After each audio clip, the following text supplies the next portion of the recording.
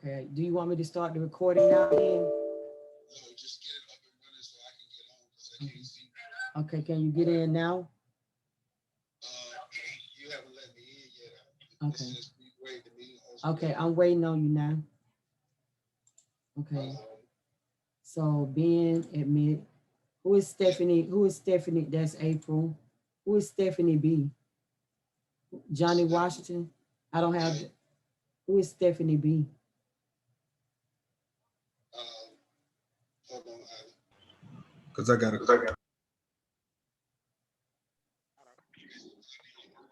Mm-hmm. Okay. All right. Who is Stephanie B? Hello, all. Hey everyone. Just give me a minute, you guys. Trying to do stuff and it's not. B is the host. Who is Stephanie B? Hey April. Hey, greetings, all. All right. Who is Stephanie B? I don't have no payment from her.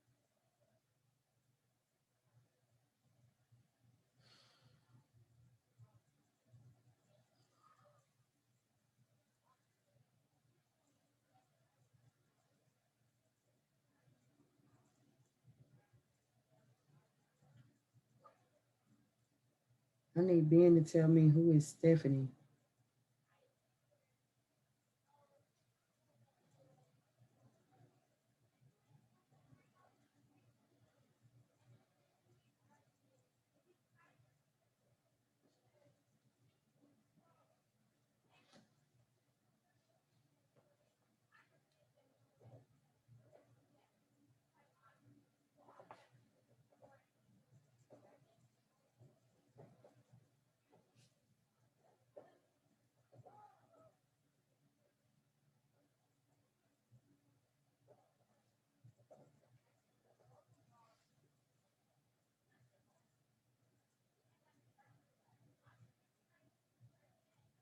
Naya, you too loud, baby. Naya. Naya.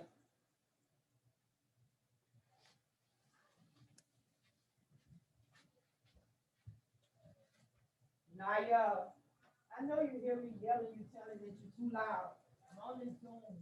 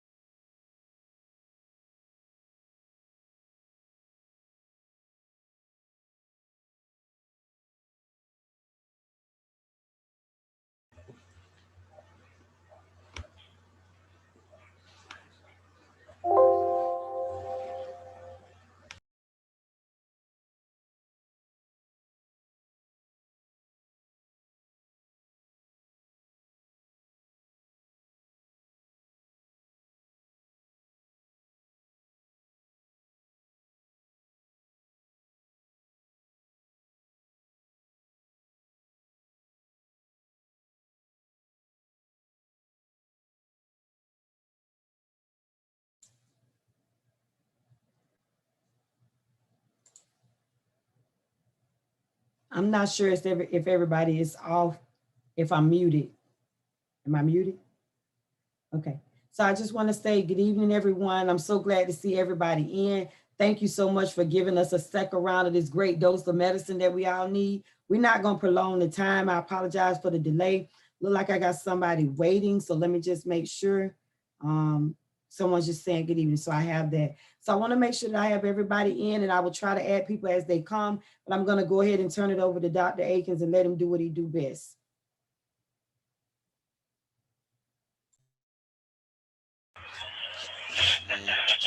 Okay, good evening, everyone. How you guys doing? Man, I'm excited as always. This is really what we do. So I'm always pleased to be on the line with each and every one of you. Hopefully people will begin to come in and we can really get started. Got a lot of things that I want to cover with you tonight, but I definitely want to make myself available because we had a lot of great information that we covered last week. And again, that was just laying the foundation so that we could understand we need something solid to build upon. So I definitely am excited about having that and being able to build on that platform to take us to where we really want to go. So it's not going to be a lot of us tonight. I don't assume that, there's going to be a whole lot of us, but at the same time, it's a lot better sometimes when it's that way, because what it allows us to do is to be able to have a little personal time together to be able to cover some of the things that we need to cover. I want you to understand that I'm going to be covering a lot of information. I deal with truth and principles. So what you have to do is you have to focus on the way that things should be. You can't view it through the lens of your own experiences. If you do that, a lot of times it will hinder your ability to receive the information. The way you have to look at it is you're going to learn a lot of things that's going to help you understand the way that things should be. And then once you have that good information, then you can align accordingly, if that makes sense. So with that being said, we're gonna get ready to get started. You know, first and foremost, how many had a chance to do their homework? I know I put out homework last week, right? Put out homework, right? So everybody had a chance to do their homework. I know I got some people who can't turn their cameras on today, and that's fine. But you know, we want to definitely blow up the chat box because that'll give us an opportunity to be able to kind of have some dialogue back and forth. But you know, anybody want to talk about it? You don't have to go over them. But just, you know, give a quick synopsis of what it felt like to be able to do that, how challenging it was for you. Did it do something different for you? And then thinking about some of the things that we talked about last week and how this week has been for you since the experience that we had together initially. Anybody want to talk to that? Miss Edwards put me in the chat, so I don't know if she was saying she wanted to discuss it. So she probably put me in the chat because she did her homework, right? See? Okay. So oh, okay, Dad was her acknowledging she did her homework. Now that she want to run Yeah. off those 10. Yeah, Okay. yeah, she did her homework. And Marilyn, great to have you. I know this is your first week, but we're gonna do a brief summary and then we're gonna catch you up. So it'll be a lot of great information. But we're gonna move relatively quickly tonight, ladies, because I really want to get down and dirty into some of the things that we need to discuss. It's gonna help us to be able to have a better view of kind of where we're going. So Johnny, let's go ahead and get started, man. I really want to give you an opportunity to be able to talk to your personal experience and what it was like for you last week. Talk a little bit about what the foundation was, what you got from the information, and basically what where we need to be to get things started tonight. Yes, sir, and I'll definitely keep it brief. One of the key things that I can appreciate about last week is the positive and intellectual dialogue and interaction between the men and women of our people. That was huge for me because it shattered the running stereotype. You know, so it's all about becoming the evidence, as I hear a wise man say quite often. And so one of the takeaways, of course, was the mindset reset and the necessary behaviors that correlate with the mindset reset.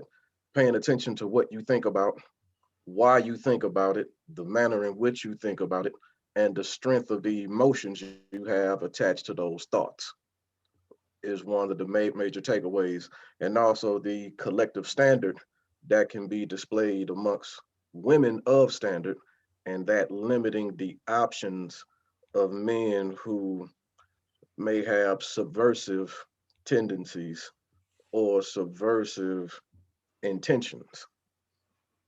And of course, that Walmart example crystallized everything.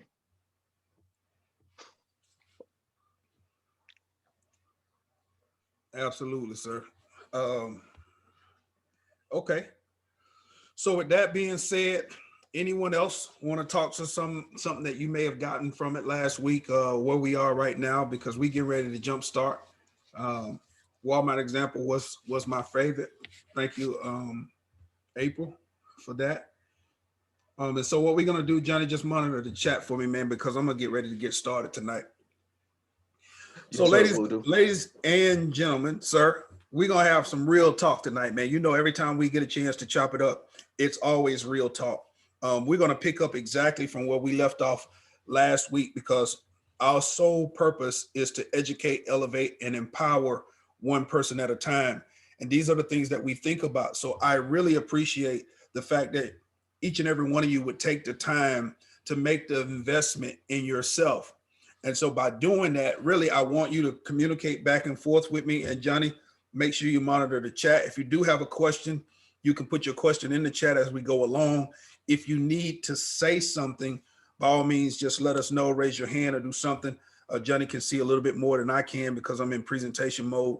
So, and get my attention and we'll be able to talk through it. So what I want to do is while we get started, I want to utilize my clicker.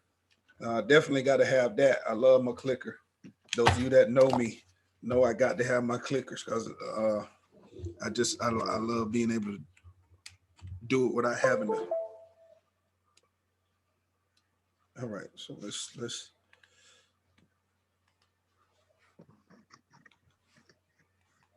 All right, here we go. Okay, so we're gonna pick it up from where we are. Can everybody see it? Okay, we're good, Johnny. Everybody can see. Yes, sir. The visual is solid. Okay, all right, definitely.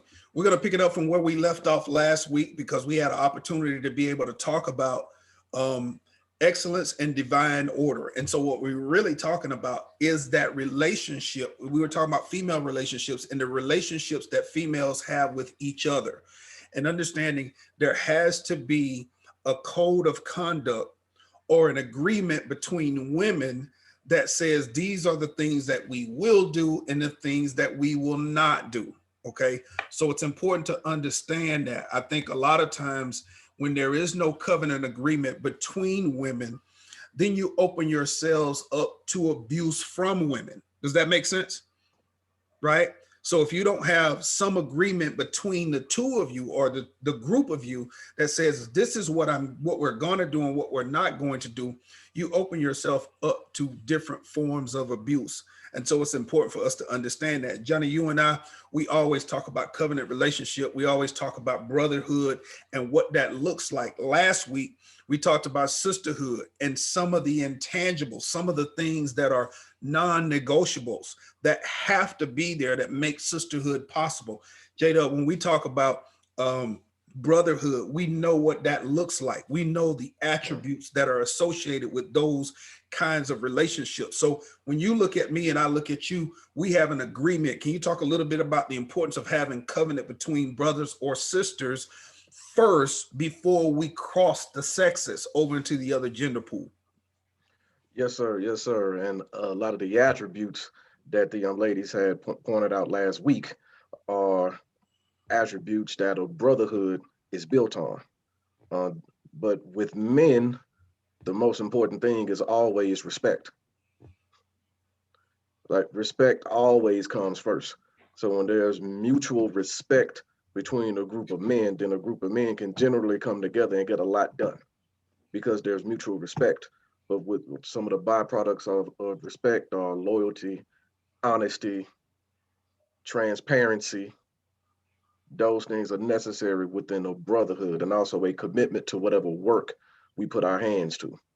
Because respectful men generally aren't lazy and they don't get along too well with lazy men because lazy is disrespectful.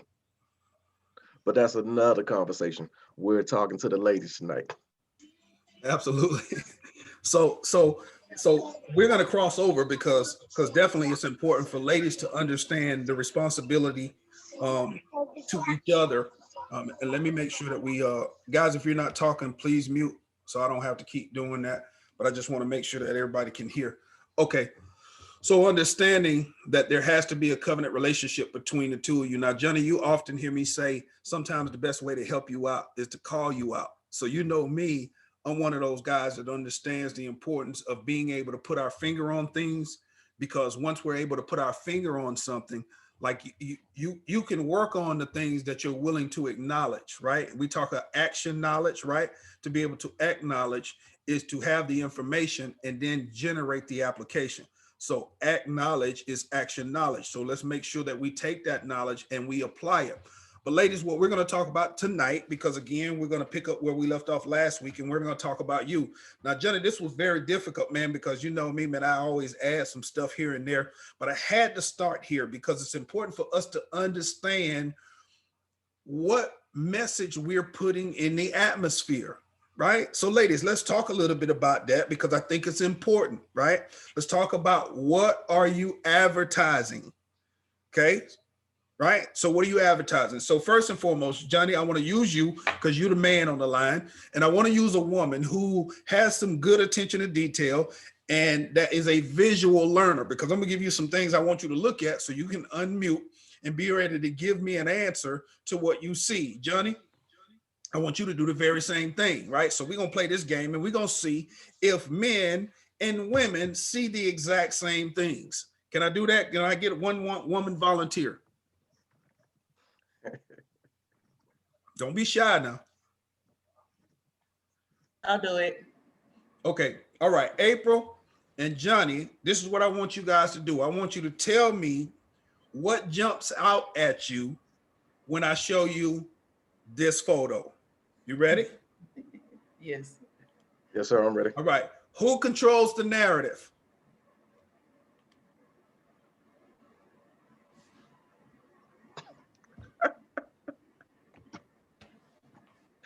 I have to answer this first. Her boob.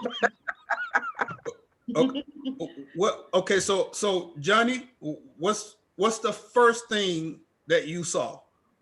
The first thing that jumps out is cleavage. Okay. April, what's the first thing you saw? Same thing.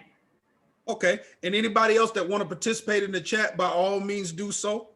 I'm going to show you another photo. I want you to tell me what the first thing you see.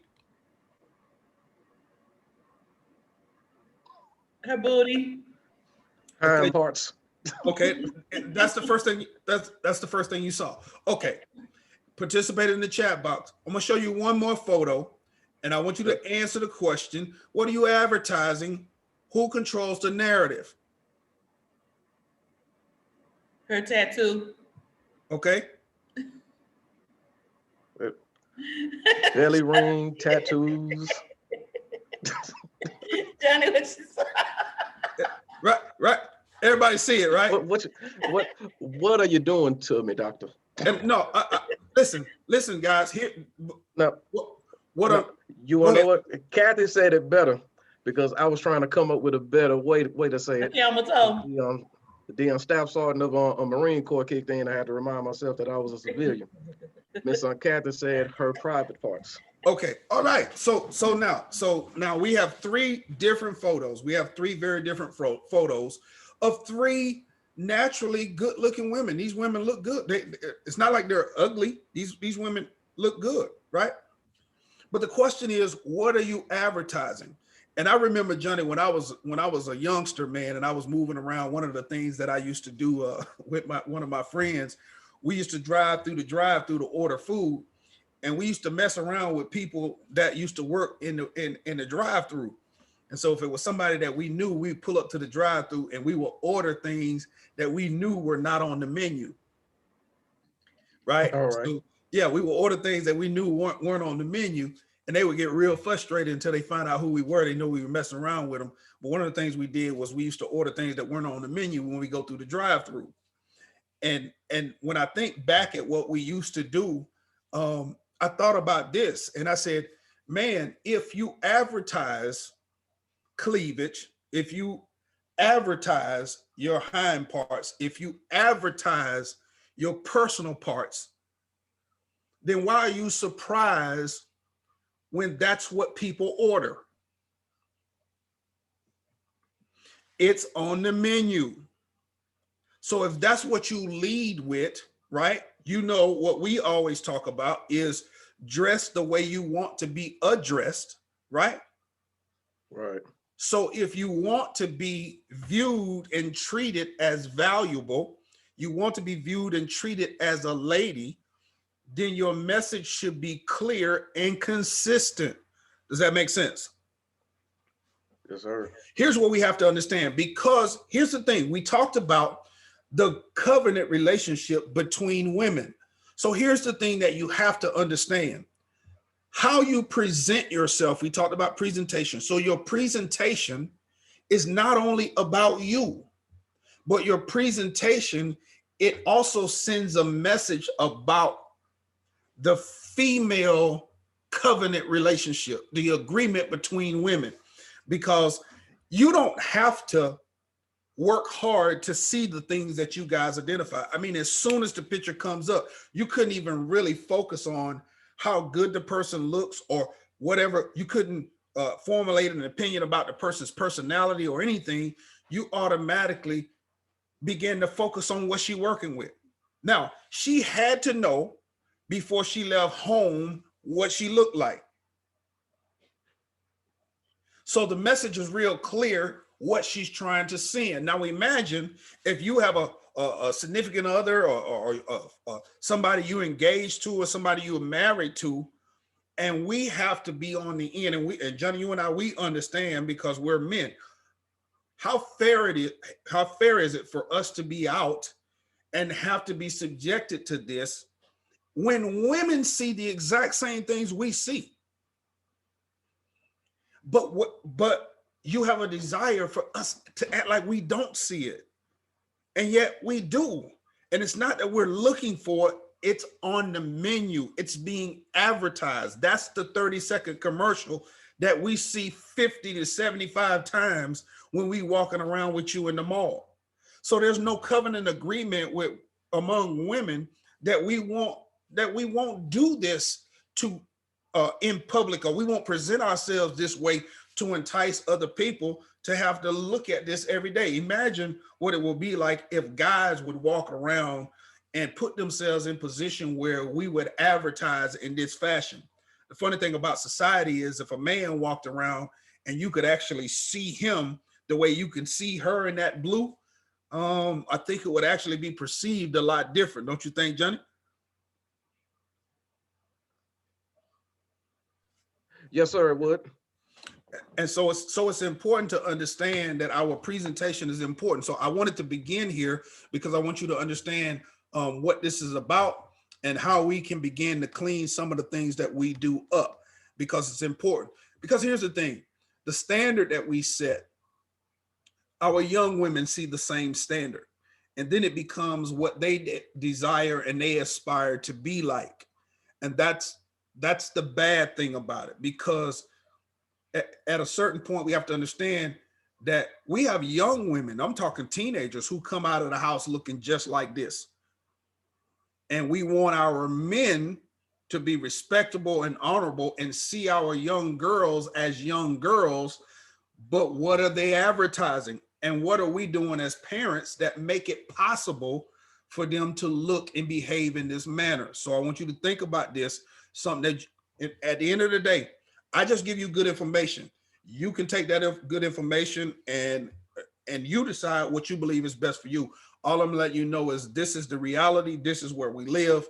And if we want to get back to excellence and divine order, we have to make some adjustments. And so that is where we're going to start tonight. So let's keep it moving here because I want to get through some things. I got a lot of things that I want to cover.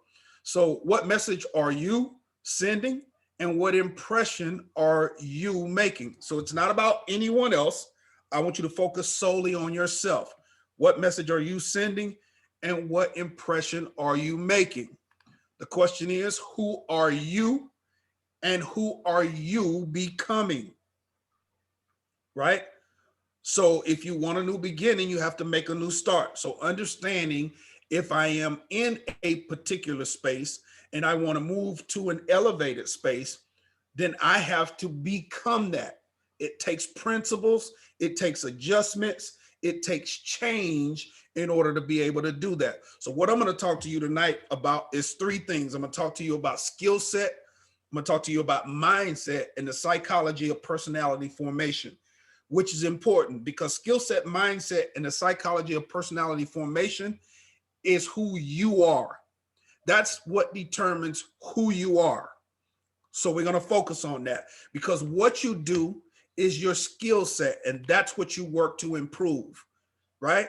How you do it is your mindset, and that is what you work to develop.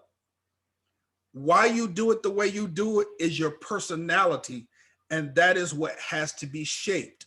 So we have to work on improving, developing, and shaping our skill set, our mindset, and our personality. Does that make sense? Yes, sir. So let's look a little bit into personality real quick because I think it's important because this is where the whole idea to start coaching came from, is when we had the conversation about the personality types. But I want to talk about the factors that go into influencing personality. And some of those factors are genetics, it's our environment, some of it is parenting, other societal variables are also a part of some of those influences. And perhaps most importantly is the ongoing interaction of all these influences that continue to shape personality over time. That's important, okay? So who are you listening to? who are you mentoring? Who's mentoring you? Those are the types of things that we talk about. And some of us, when you think about the alpha personality or the beta or omega or the gamma, delta, or even the sigma personalities, and there can be anywhere from 4 to 16 known different types of personalities. It's important to understand that all of those personalities come with attributes. And with those attributes, those are things that you can be taught. So it's important to understand that. So many of us have different types that we can identify as mixtures, right? The possibility of mixtures. So you're talking an individual's personality overlapping. So you have more than one type of personality because of the teaching that you receive. So it's important for us to understand the importance of the teaching, because anything taught has the potential of being mastered. So, Jenna, when I talk about teaching, the importance of teaching in the psychology of personality and formation, how important is teaching good information and getting those attributes and traits aligned with principles? What the power of teaching first resides within the quality of the information itself. And then, of course, that information has to be properly transmitted to the student.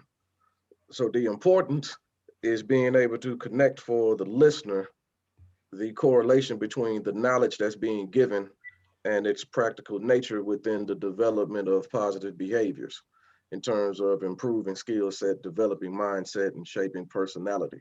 Because also with knowledge of certain types comes the understanding of the adverse side of not applying it. For example, this is a basic example that everyone should be able to gravitate towards. When we were younger, we were all taught the importance of bathing, right? You know, when you were younger, that well, when I was younger, it certainly wasn't an option. You know, my grandmother, who she was 94 when she passed away, she would say things like, boy, you don't want to be no stinky man. Because don't no woman want no funky, nasty, stinky man. So you need to get in there and get that soap and that water and wash all that. This is exactly how you know she talks. She's from the country, and it would be some expletives in there, but she was driving home the point of washing.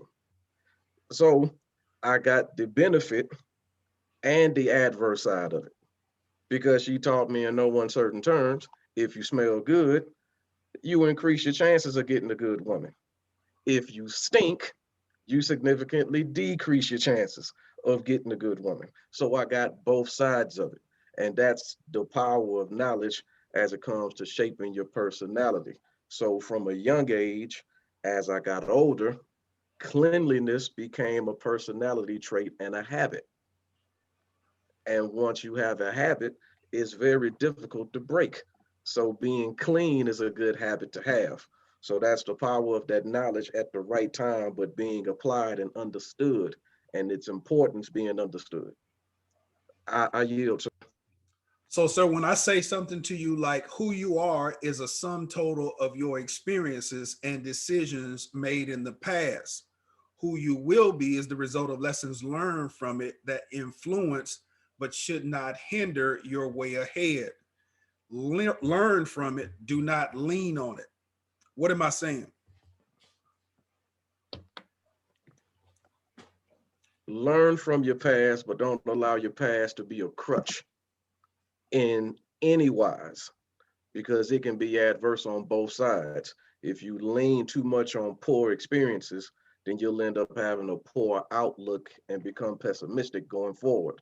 However, if you lean too much on past successes, then you may not be motivated to achieve new successes going forward. You'll still be trying to relive the glory days. So learn from the good and the bad, repurpose the good, and keep pushing forward. Don't lean on anything or use anything as a crutch. Absolutely. All right, so let's move on because I want you to understand the importance of this. Just understand and remember what you do is your skill set. How you do it is your mindset. Why you do it the way you do it is your personality. And those three working in consort determines who you are.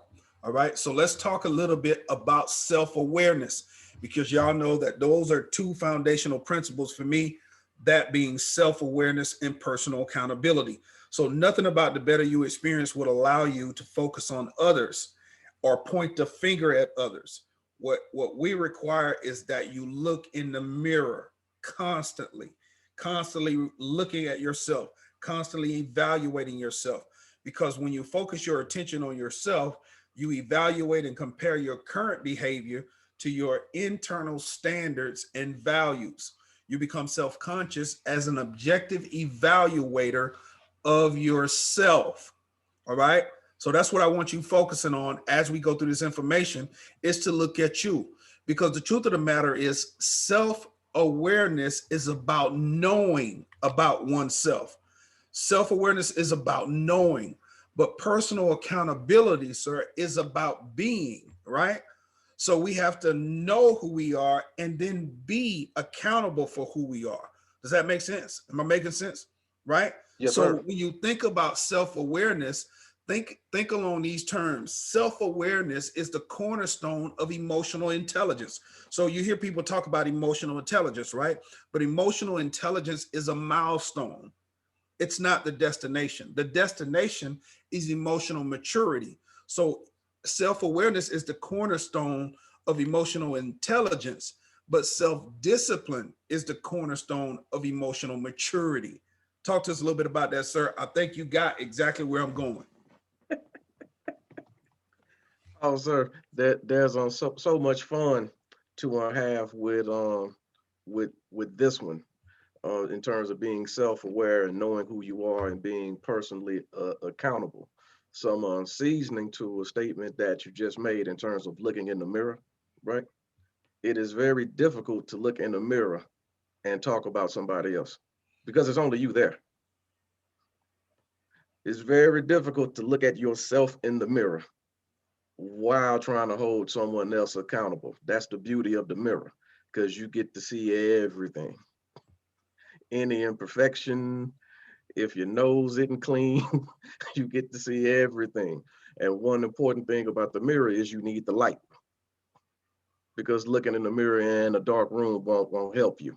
And the light, of course, is the knowledge that we're dealing with today. But in terms of self-awareness being a cornerstone of emotional intelligence and self-discipline being the cornerstone of emotional maturity, of course, you have to be aware and know, because knowledge feeds your intellect and supports your cognitive abilities. It's your cognitive abilities that help you become disciplined. And that's the cornerstone of emotional maturity, because it takes self-discipline to hold yourself accountable. That's a demonstration of emotional maturity, when you can push past your own feelings to handle things internally that you know you need to handle. When you can push past your own feelings to give apologies that you know you owe. When you can push past your own feelings to make self-improvements you know you need to make. That's a demonstration of discipline and a reflection of emotional maturity, neither of which are possible if you're unaware and lack the intelligence. I just read Miss Edwards saying being true to self. And earlier she said, thank you for grandma. Yeah, absolutely, absolutely. And that's one thing about the old school grandma, not the 35-year-old grandmas we got now. We talking about the old school grandmas, right? The grandmas from way back, right? Is they came with principles, right? And there were principles. They may not had a whole lot of education, but they had some principles that they would stand on, principles they would live by, and those are the things they taught. And so we remember those even long after grandmothers are gone. We still remember the lessons that were taught to us. So it's important. But I want to go to something that you just talked about, because I think it's a good segue into what I wanted to cover next, which is to deal with the feelings, the emotions, and the desires. Now, as we begin to work about how do I work on transformational change, because we have to understand the difference between transformational change and transactional change, because transactional is what happens on the outside, right? But transformational is what happens on the inside. So let's talk about that. Let's segue over to that. But let's understand that we have two distinct places that we must focus our attention to make sure that we're getting the proper information, the proper seeds into those areas that bring forth fruit. So it's important for us to understand that, because we often see people take principles and they say things out of context. It happens all the time, right? One of the things that you hear people say is, as a man thinketh, so is he. Anybody ever heard that? Anybody ever heard that? Right, right. Well, that's a broken principle, because the principle is not taught that way. It's not taught that way from the scripture. So what we're going to talk about is the language of the text and why it's important to embrace it based on the way that it's said, because it's important. So let's look at that, Johnny, real quick. All right, the book of Proverbs, chapter 23, verse 7. For as he thinketh or continues to think in his heart, so is he. Repetitive thoughts of the heart shape us. All right. So it's important here for us to see the language of the text. The text doesn't say, for as he thinketh, so is he. It says, for as he thinketh in his heart, so is he. That's important. The language of the text is important, because ETH, we taught that before, is a continual action in the past. So it's continual, it's repetitive. So the repetitive thoughts of the heart shape us. Why? Because the definition places more emphasis on the ability to monitor your inner well-being, your thoughts, your emotions as they arise. So it's important for us to understand that our thoughts, the seat of our thoughts and our feelings and our desires, our emotions, is where our heart lies. Okay. So the garden of your heart and the garden of your mind is your responsibility to dress it and keep it. So you have to guard the things that go into your mind as well as the things that go into your heart, right? So you have to have a landscaper's mentality to be able to make sure that you are getting the proper seeds and that you're constantly dressing and keeping it from being overrun with weeds. It's important. We're going to talk about that, but I just want you to understand the principle here. All right. Because heart issues influence human behavior more than head issues. So when you understand that as he thinketh continuously in his heart, so is he. Because the heart issues of man, the feelings, the emotions, and the desires control human behavior more than what's in your head. See, it's important to understand you can think right and behave wrong because of what's in your heart. Does everybody follow me? You can think right and behave wrong because of what's in your heart. Yes, sir. Talk to me, Yeah, John. if I may sprinkle some seasoning here. Absolutely, sir. Go All ahead. right. Because within the text or within the scriptures in concert, the heart and the mind are the same place. But the heart speaks more to the seat of the emotions. So when it says as he thinketh or continues to think in his heart, is speaking about those thoughts you have the strongest emotional connection to. What you feel the strongest about will have the most significant impact on your behavior and your decision making and your speech. And that is what will shape who you are. Hence, you can think in a solid fashion, but still behave in an adverse fashion, because it's not simply about what you think, it's about what you feel the strongest about, because those things you feel the strongest about are the most difficult to let go of. And remember, in the first last week, we said one of the worst things we can do to ourselves is to have an emotional connection to bad information, because that will compromise our ability to reset the way we think, because we have to reset the way we think to adjust how we feel. And if we can't adjust how we feel, we will continue to go in circles and spiral down roads of bad behavior. I'm yielding, sir. Exactly. And so what he's talking about is that self-awareness that goes beyond merely accumulating information about yourself, right? It's more than just accumulating knowledge. It is more about paying attention to your inner state with a beginner's mindset. And a beginner's mindset is not a know-it-all. A beginner is always leaning on information, being taught with an open heart, a heart that is receptive, right, to the information that it's being taught, that you're being fed, right? So your mind is extremely skillful in storing information about how you react to form a blueprint of your emotional life. So this is why this is so very important, right? For us to make sure that we're always guarding our hearts, as well as making sure that we're dressing and keeping what goes into our intellect, into our mind. So the ability to monitor your thoughts and emotions from moment to moment is critical to understanding yourself better and being at peace with who you are. Self-aware people tend to act consciously rather than react unconsciously, right? So think about this. To be in good emotional health and to have a positive outlook, as Johnny just talked about, on life should be your goal. Does everybody follow me? That should be your goal, because self-aware people have a greater depth of life experience and are likely to be more compassionate to themselves and others. So I want you to understand where we should be. So when you think about the principles that is being taught, you have to make sure that you gravitate to the principles in a fashion that is healthy. The information has to be correct. We can't take bad information and get good results. Are you following me? Anything in the chat? Any questions? No, sir. Nothing in the chat and no questions. All right, so let's understand a little bit about teaching and how we as people behave.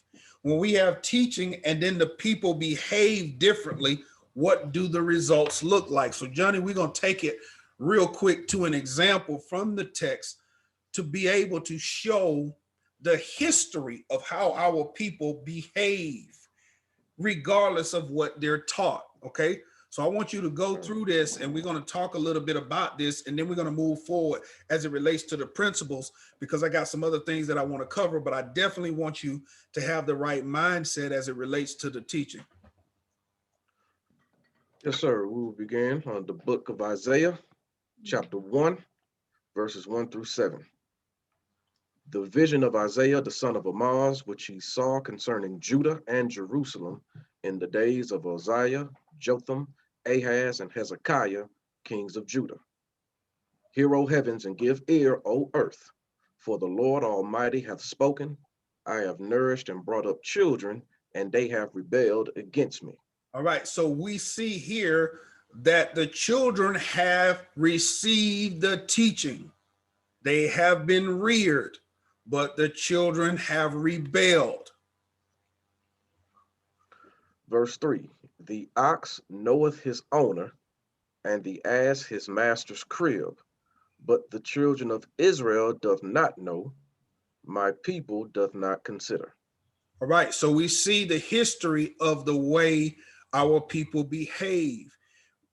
In spite of what they know, these are the things that they do. The history is important to us. Why is the history important, Johnny? The history is important, as the Apostle Paul wrote, the things written aforetime are for our learning. So our elders in times past wrote about everything they did, good and bad, so we could learn from our history to not repeat any of the bad decisions that they made. Okay, so now let's begin to see the description of the nation. Our sinful nation, a people laden with iniquity, a seed of evildoers, children that are corrupters, they have forsaken the Lord Almighty. They have provoked the Holy One of Israel unto anger. They are gone away backward. So we see a very vivid description of the nation. It's important, as Johnny just said a second ago, that we do not duplicate or repeat that which we have seen, because those things that were written aforetime are written for our learning. So we should be learning from history so that we don't repeat the same behavior. However, we see that we are still going down that same path. Why? Because of the seeds of the heart. Because regardless of what we know, when our heart is not right, then we tend to behave based on those things that we feel and the emotions that come from those feelings, those things that we feel strongly about. So it's important for us to understand that. Now watch this. What does it say, Johnny? Also, one other thing real quick, in Okay. terms of the importance of history. This goes back to the concept of self-awareness. When we read our history, we get more insight into our tendencies because we are still products of our foreparents. So we need to be aware of our tendencies so we can know how not to make the bad decisions that they made. We can be ahead of the power curve, so to speak. Verse 5, why should ye be stricken anymore? Because you deserve it. Thus, ye will revolt more and more. Why? The whole head is sick, and the whole heart faint. From the sole of the foot even unto the head, there is no soundness in it, but wounds and bruises and putrefying sores exist in large quantities, resulting from a lack of teaching, principles, and sound practices. They have not been closed, neither bound up, neither mollified with ointment. There is much damage and trauma, but no healing. So if we see this, let's go to this last verse so we can move on to the principles. But I want you to understand how important this is. What does it say, sir? Your country is desolate, your cities are burned with fire, your land, strangers devour it in your presence, and it is desolate, as overthrown by strangers. Now, why is this important, sir? Because these are the tangible results, the tangible evidence of unchecked internal problems. They will manifest themselves on a micro level and a macro level.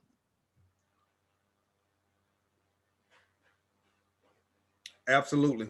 So this is important for us to understand, like how we got into position and how we moved away from the excellence that we are supposed to walk in, as well as the divine order that we should be walking in. So that's why it's so important. But we need these principles.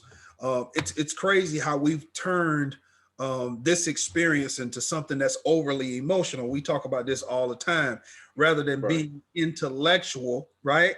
And being based on principles of how we should live, how we should govern ourselves, how self-aware we should be, what our personal accountability should be like. So now what we're going to do is we're going to connect this with some other principles so that we can move into, because I really want you to understand, we're going to step through this thing, but tonight I want to be able to get into a little bit about living single, what that looks like and what it should be like. Because I think a lot of us don't even have a healthy experience with that experience because there's no good information. So what we're going to do is we're going to talk about that tonight, but I want to move into it, but I want you to have the right mindset so that you can be more receptive of the information. So let's go real quick, Johnny, to Romans, because I want to touch on these matters of the heart a little bit, but I want to focus on this one particular verse because I think it's important for people to understand the difference between being conformed and being transformed. A lot of folks don't understand that, but here's where we're going to start. So let's run through this real quick. The letter of Romans, chapter 12, verses 1 and 2.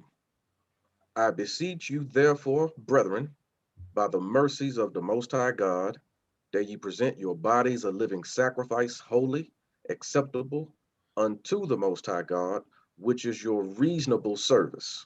Okay, so now what we want to talk about real quick before we get started is I want to point out something. I want you to notice, and I put the notes up here so you can see that the Apostle Paul addresses the men. How do we know that, Johnny?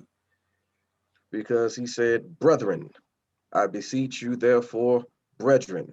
It's important to understand why he's talking to the men.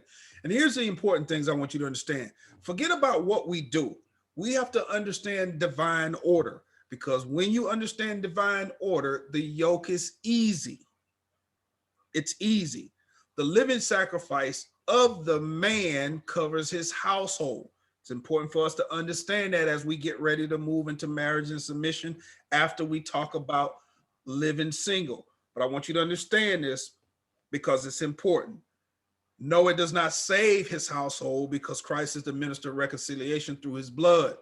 But the man is responsible for lifting up the standard in his home by way of his holy example. So it's important for us to understand that. But Johnny, I want you to touch real quick on what it means to be your reasonable service, because a lot of people have a misunderstanding of what that means.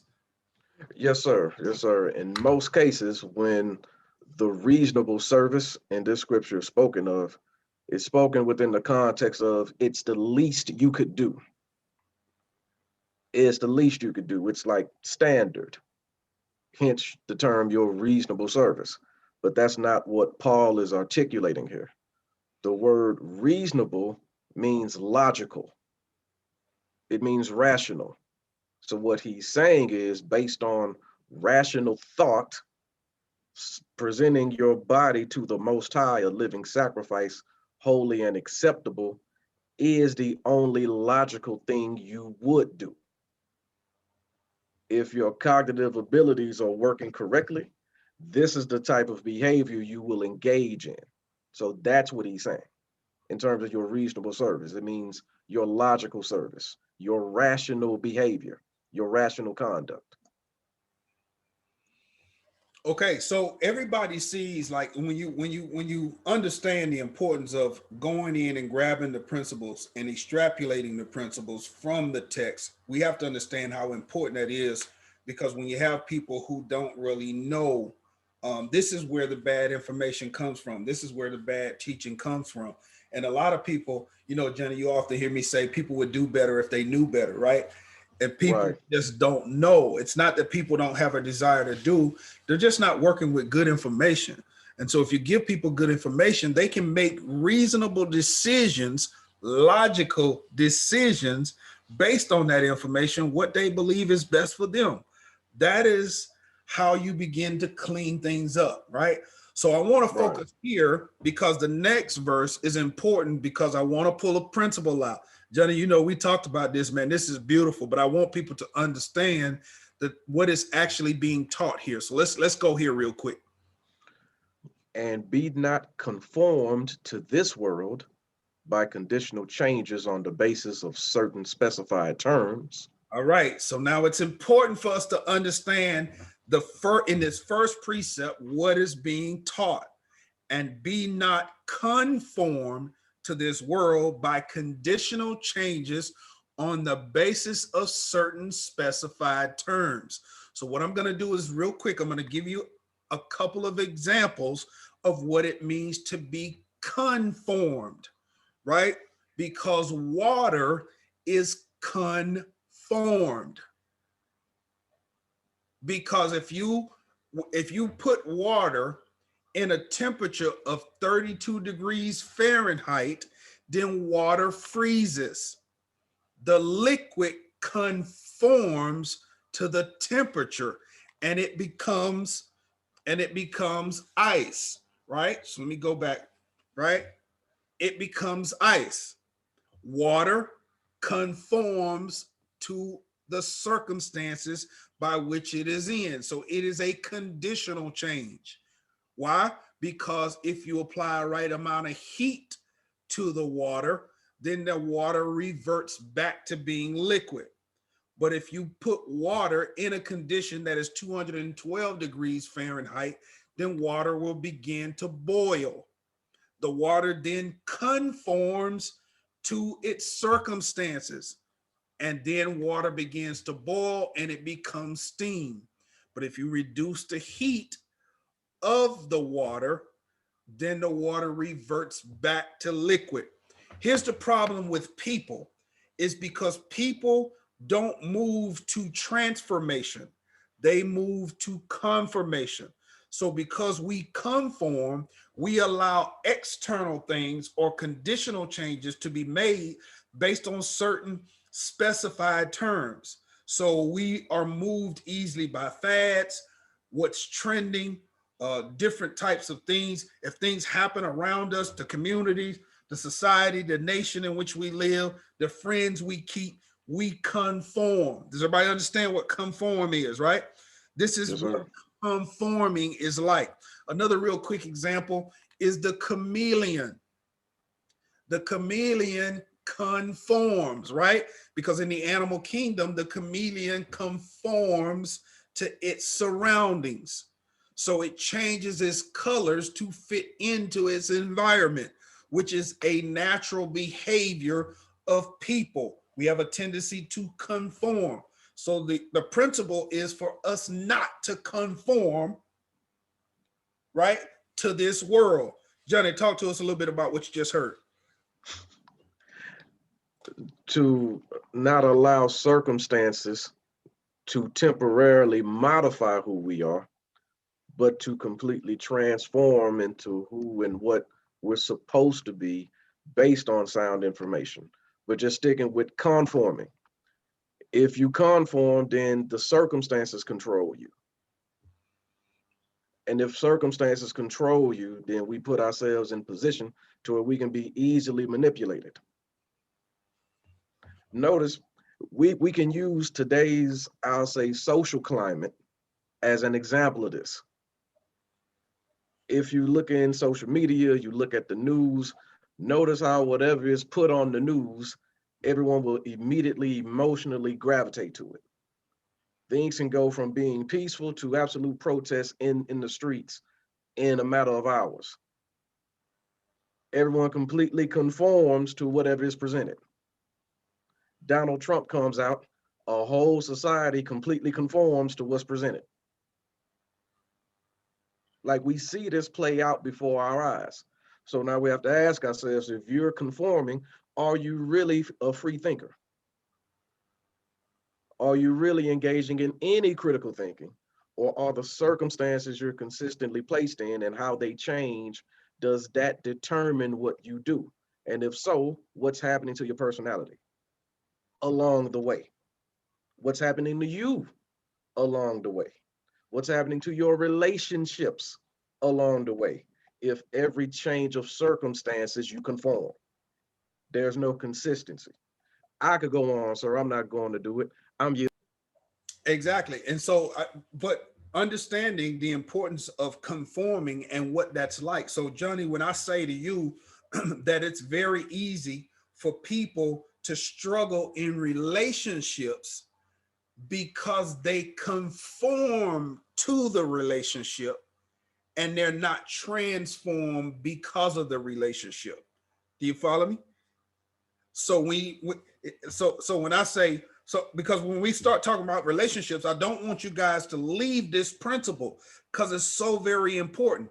Why do some people struggle with going from being single into going into being married? Because they conform to the state of that union. They're not transformed by the state of that union. Now we're going to revisit this, Johnny. Let's revisit this on the next slide because I want them to understand transformation and then they're going to see exactly what I'm talking about. So let's run real quick to the transformation because as we start talking about living single and what that standard looks like, we're going to help some people tonight. So let's finish this up. What does the rest of verse 12 say in the second precept? But be ye transformed by the renewing of your mind. And what does that speak to? That speaks to the mindset reset. Exactly. So it speaks to a complete overhaul or changes to the essence of something that's not easily subject to reversal. This is important.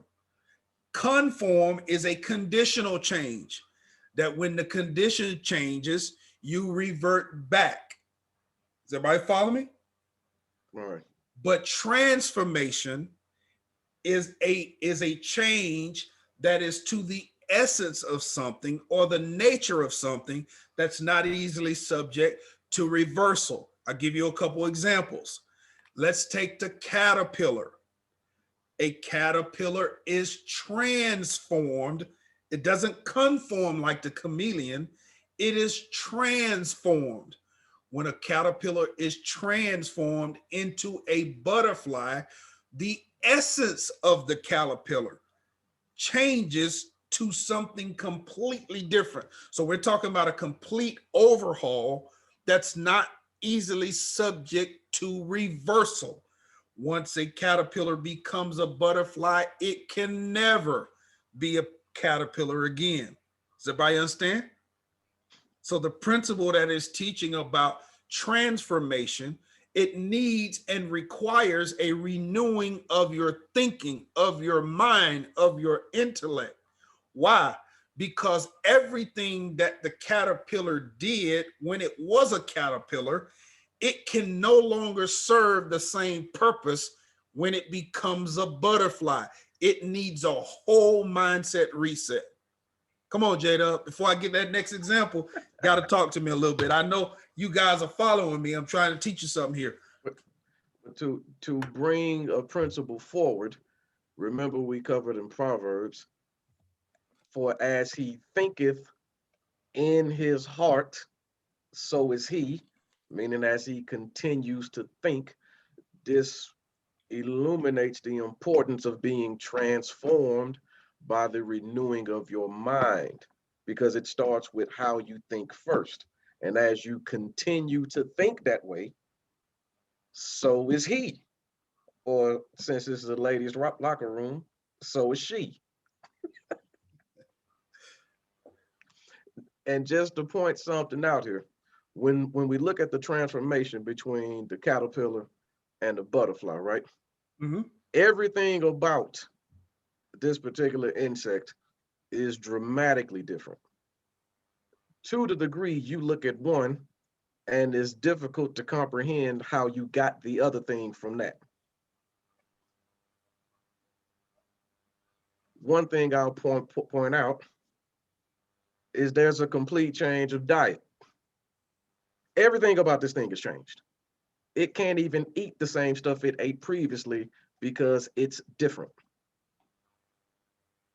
The transformation is full circle. So this is what a transformation does for you. I'm yielding, sir. No, that's awesome. And I really appreciate that, because I'm going to give you another quick example and then we're going to move forward, man, because we got some other things we got to talk about. But another quick example is that of a tadpole, right? A tadpole is transformed. It doesn't conform. It transforms into a frog. When it transforms into a frog, it never reverts back to being a tadpole again. Hence, when I said you have to be not conformed to the nature of that relationship, you should be transformed by the nature of that relationship.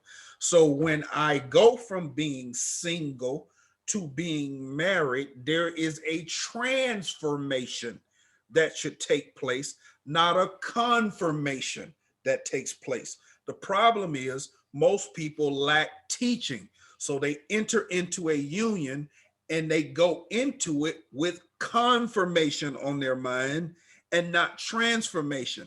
So when situations and problems and issues occur, they want to quickly revert back to the way they were before they were a part of that union, as opposed to understanding what you just said about everything about you. A complete overhaul has taken place. So there is no single options.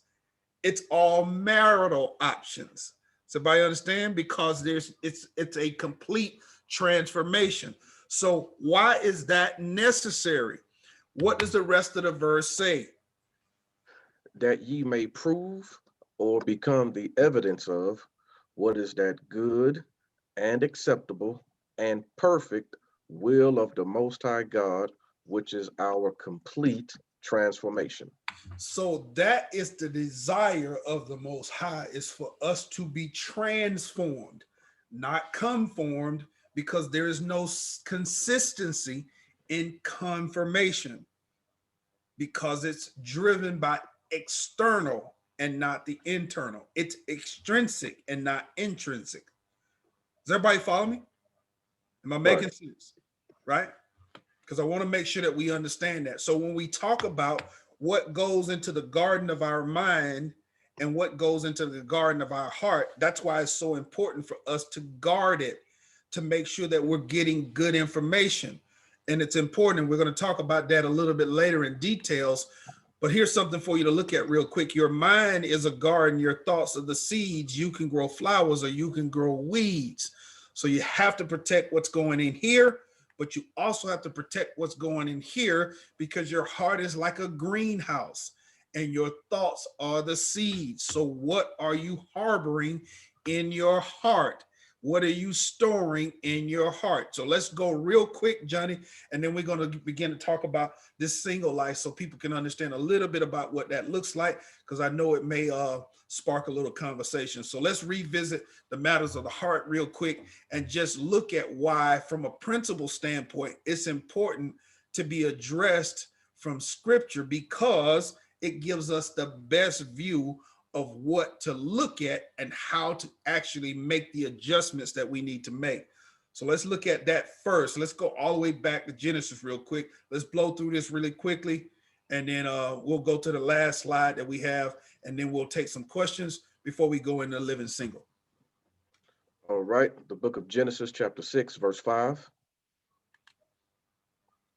And the Most High God saw that the wickedness of man was great in the earth, and that every imagination of the thoughts of his heart, or his feelings, emotions, and desires was only evil continually. Now, why is that important to us, sir? This is important because we see the power of the heart. And we see that when the heart is wicked, what can happen? And this is yet another example of the principle. For as he thinketh in his heart, so is he. So if the thoughts and imaginations of the heart are evil continually, then you're going to get an evil individual. Okay, let's move on. Jeremiah chapter 17, verse 9. The heart, or epicenter of one's feelings, emotions, and desires, is deceitful above all things and desperately wicked. Who can know it with certainty? So, Johnny, when you are given the advice from people, I don't even know if I want to call it advice, that you should follow your heart, which is the epicenter of your feelings, emotions, and desires, and your heart garden is not pruned, what type of advice is that? That is absolutely destructive. That is destructive because you're telling a person to follow emotions based on poor experiences or poor information. Ms. Epps called it a mess. Exactly. So this is why it's important for us to understand these things, because we're easily driven as human beings by our feelings, emotions, and the things that we desire. And so that's why we end up in behavioral matters that are not what they're supposed to be. And this is what we're dealing with as human beings. But it's easy for us to pinpoint those things in other people and not necessarily focus on how it shows up in our own life, because everybody has to focus on themselves. How does it show up in my life? And to make sure that I'm doing the work that's required to make sure that my thought from an intellectual standpoint, from a principle standpoint, and my thinking that's associated with my feelings, my emotions, and my desires, that they are in alignment. It's important for me to understand that. The only thing that keeps it in alignment is the law, is principles, is standards. And that's why that's so important. All right. So let's cover these last few, Johnny, and then we're going to move. Yes, sir. Matthew chapter 12, verse 34. O generation of vipers, whose deadly poison is in their mouths, how can ye, being evil from within, speak good things? For out of the abundance of the heart, the mouth speaketh repetitively. Okay. So we see that we're stored up in our feelings and our emotions and our desires in abundance, the things that matter most to us. And because of that, that's where we reach from when we communicate. So when we communicate with people, generally, we don't speak from an intellectual standpoint. We speak from an emotional standpoint, right? And we spew out a whole lot of things that J-Dub, we sometimes try to say, oh, I didn't mean to say that. Oh, no, you meant to say it. Yeah, you meant to say it because it came from the abundance of your heart, right? And Right. because your heart got weeds and not good seeds, it's not bringing forth fruit. So it's important for us to understand what is happening. So it's easy in conversation, like when you're talking to somebody, it's very easy for you to pinpoint where that person is from an intellectual standpoint, from an emotional standpoint, from a feelings standpoint, or a desires standpoint, just because you have principles in your head. So it's easy for you to do the checks and balances. It's like saying this: once you know your destination, J-Dub, it's easy to determine what roads don't take you there. That's right. So if I understand, right, based on standards and principles and law, where I'm headed, it's easy when I communicate with somebody to determine the kind of friends that I should not have in my circle, the kind of relationship that I should not commit to. Does everybody understand? It makes sense. Yes, sir. Because I'm basing things off principles and not my feelings, emotions, and desires. Am I making sense? Yes, sir. Look, here's on some quick seasoning. I'll propose a question to them ladies. Okay. Have you ladies ever felt like something was crawling on you before? Like maybe something was crawling on your leg, on your arm, and you went to smack yourself? Nobody ever had that happen to them? Like you felt like something was on you and nothing was there? See? I've had it happen to me, sir. Now, here's the truth. Nothing was there. However, we felt like something was there. And that feeling compelled an action to either brush ourselves, smack ourselves, slap ourselves, swat ourselves, but we were doing it for nothing because nothing was even there. So herein lies the fact. We can learn to adjust our feelings to the truth, or we can adjust the truth to our feelings and keep smacking ourselves. I'm yielding. All right. So what we're gonna do is we're gonna cover these last few verses because I want you to gravitate to the principles, and then we're gonna take some questions real quick before we start talking about living single, because I definitely want to dedicate the last portion of tonight's session to living single. So let's talk about it. Johnny, let's go through this real quick. Proverbs chapter 18, verse 21. Death and life are in the power of the tongue, and they that love it, or the power of words, shall eat the fruit thereof. All right. So let's cover these last few here real quick, and then we'll do a summary at the end. Psalm 51 and 10. Create in me a clean heart, O Most High God, and renew a right spirit within me. Psalm 119 and 11. Thy word, O Most High, have I hid or hoarded in mine heart, that I might not sin against thee. So it's important that we hoard the principles of scripture in our heart. It's important. Why? Because out of the abundance of the heart, the mouth speaketh. So it's important for us to have principles in our head, but we hide principles in our heart, because intellect over emotion is much more than a choice. It is a concept. When the concept is met by commitment, it easily becomes a way of life. Somebody I know very well said that, Johnny. What do you think, sir? I would have to wholeheartedly agree with that distinguished gentleman. Absolutely, sir. So principles, guys, serve two distinct purposes. And here's the purposes that they serve. And this is what I want you to understand. That's why I say I gravitate to a principle-based life, because it helps me to always keep it in the road. That's what you have to do, is you got to be able to keep it in the road. Now, here's something I really want you to understand, because this verse gives you a principle. But from the principle, I want you to see in white what the scripture says, but in blue, I want you to get the principle that I want you to gravitate to, because it's the principle that's important too. What does it say, Johnny? Psalm 119, 105.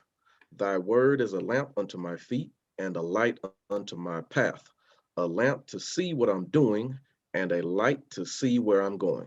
So it's important for us to understand when the scripture teaches that thy word is a lamp unto my feet and a light unto my path. It's a lamp for me to see what I'm doing, for me to focus on every little step I take, right? That is important. So the lamp is for me to see what I'm doing, but it lights my path so I can see where I'm going. And so we have to understand that that dual purpose is important for me to be able to get from where I am to where I want to go. I need principles, I need law, I need truth in order to be able to do that. So it's important for us to understand that, because our personal development takes a personal commitment to principles. Am I making sense? Yes, All sir. right, great. So with that being said, do I have any questions before we start talking about living single?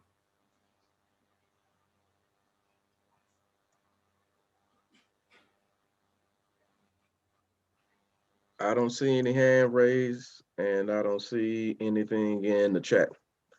Miss Red says she has no questions. Miss Calvin says no as well. All right. Is everybody following me though? Everybody understanding? I want to make sure, because in all I get, and we have to get an understanding. So I want to make sure that everybody understands before we move. Uh, yes, sir. We the ladies are following. Okay, great, great. So now what we're going to do is we're going to talk about living single, right? It's important for us to do this, and we're going to blow through this, because I believe that you never want anything so bad that you make bad decisions to obtain it. And so this is where we are. I want to make sure that we understand that. I got a little background noise here that I'm trying to, so I want to make sure that my mom can get all this information because she's over the phone. But so here's what I want us to understand. We have to learn how to live the life of your dreams now rather than later. You have to ask thought-provoking questions that create dialogue and provide clarity. Here are some examples. So what I'm going to do is I'm going to talk to you a little bit about living single and about the dating phase, right? So I know I got single folks on the line. I also have some married folks on the line as well.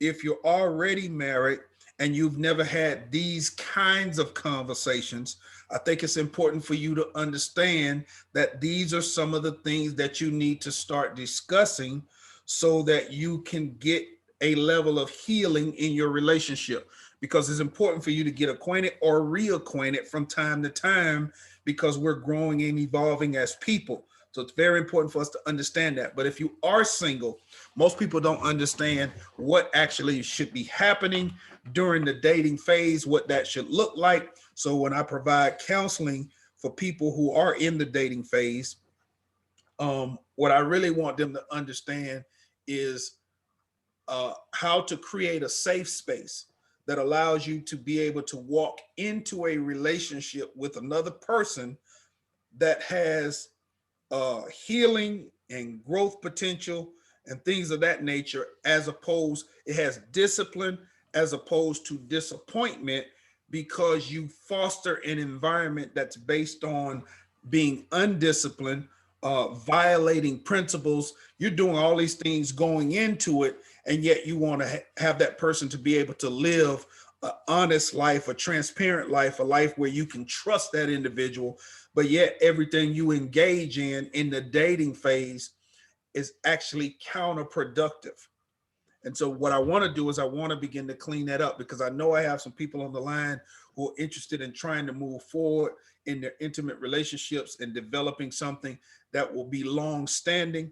And so we want to be able to understand that. So now how many, if we have somebody who have actually been in the dating phase before, and everybody is like kind of wondering, like, what are we supposed to be doing?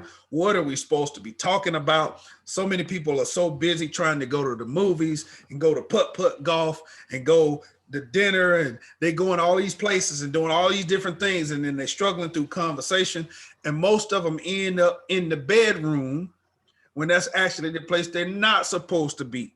But that's where they end up, because they're not treating the dating phase the way it's supposed to be treated. How many have ever been in a dating phase and run out of conversation? Like you don't even know what you want to talk about, and then you end up in a place where you should not actually be. There's some things that you should uncover before you get covered, right? So it's important. Yes, sir. So I'm going to use my man, Johnny Washington, as my single guy example. And I need a role player that is a female to be the single woman in this particular example. Can you help me out, ladies? Matter of fact, give me 2 ladies. I want 2 ladies to play. And we're going to use 1 man. I'm running. I'm in. I'm in. All right. So I got Kathy and I got April. And Johnny, you are my guinea pig guy. All right. So listen, now this is what I want you guys thinking about, because what I want to show you is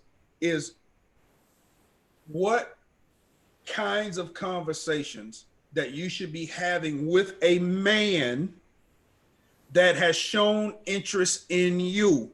We have it backwards. So once we start getting down the road, you're going to understand a little bit about who the seekers are and who the preparers are from a principle standpoint. But right now, we're just going to talk about living single. So you're going to have to trust me till I get you there. But what I'm trying to tell you right now is women spend too much time seeking when that's not your job. You should be sought. The reason why you make a mistake and you mess up in most of your choices as it relates to relationships is because you go looking. And when you go looking, you are vulnerable to the people who you should not be in a relationship with. And that's the beginning of a horrifying story for most of us, is because we don't guard ourselves against that. Part of the reason why you don't guard yourself against that is because the traditional home is broken. And there is a commitment to the father for his daughter and her relationship to another male. All important from a principle standpoint.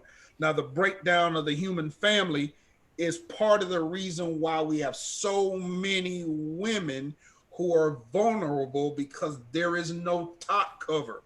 So we're going to cover all of that a little bit later on, but I just want you to understand where we are. So let's just assume that I am not your biological father, but a top cover. I am the guy that you come to and say, hey, listen, I need some top covering from a male because I don't have a father. I don't have a male figure in my life that could really lead me. Can you talk with me about dating, what it should look like? What are some of the things that I should be interested in finding out about Johnny before we decide whether or not we can move forward? Okay, great. So not only are you evaluating Johnny, but I am evaluating Johnny. Does everybody understand? Right? So Johnny's going to have to be able to pull this off to the both of us.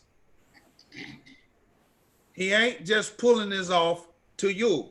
He's pulling this off to the both of us. This is the top cover that you provided. It's just like when somebody knock on that door. I got one daughter. Somebody knock on that door to see my daughter.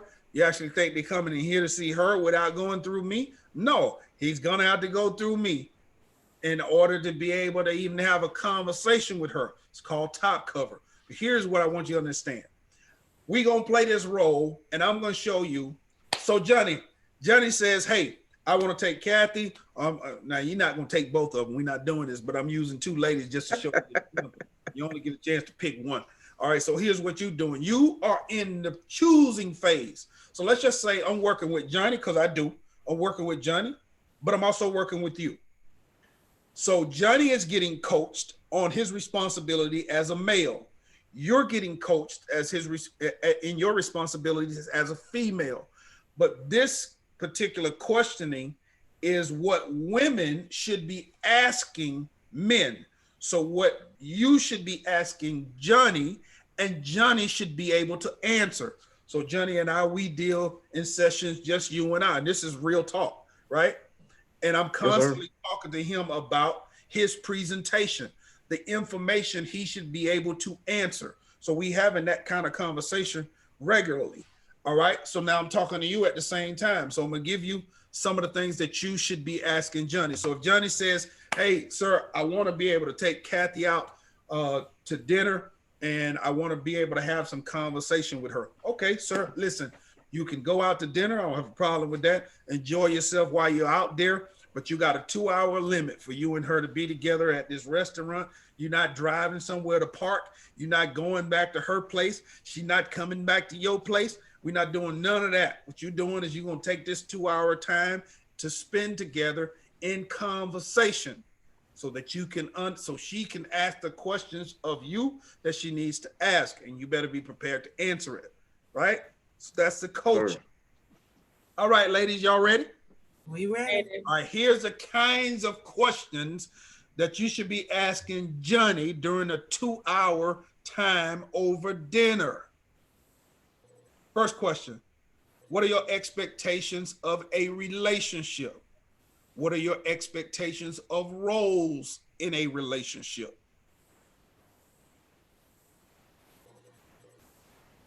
And Johnny, you need to be prepared to answer. Follow me? Yes, sir. I'm following. So now, as a man, when Johnny, you hear these kind of questions, we're going to talk about it, but I want to run through the questions on each slide. And then when I get through the questions on each slide, we'll have a quick conversation because I want to get through them all for the sake of time. But I want you ladies to understand what your conversation should be like. Now, I don't want you to show up for your dinner date, lunch date, looking like any of the 3 women that we showed earlier. Because that's not your presentation. Because if you put that presentation out, then Johnny's going to order it. We don't want ordering it, right? What we want to find out is if Johnny is even worthy, right, to be engaging in this offer to you. Because it's not that you want Johnny, Johnny wants you. You are not just saying yes to him. You are saying yes to what? Oh my gosh, it's my best friend calling me. All right. You saying yes to what he answers. That's the first question. Here's another question. What are your spiritual beliefs? How do you cultivate your spiritual relationship, i.e. prayer, worship, fasting, etc.? Now, for those of y'all that are single, I want y'all to do some checks and balances on yourself. Have you ever had conversations with a guy and you ask him these kinds of questions? Watch this. Do you believe in celibacy? Are you willing to be celibate until marriage? Johnny has to be prepared to answer that. If you ask him, what was your last major relationship like? How long did it last? Why and when did it end? Next question. Do you desire marriage? Why do you think you are still single? Johnny must be prepared to answer. Do you keep in touch with your exes? That ain't something you should find out after you done been in a relationship with somebody. You should find that out before, because how he answers that is going to be a part of your answer to him on whether or not you want to accept or sign up for that kind of arrangement. So you need to know that up front, because we don't like surprises, ladies, do we? No, we don't. Exactly. Next question.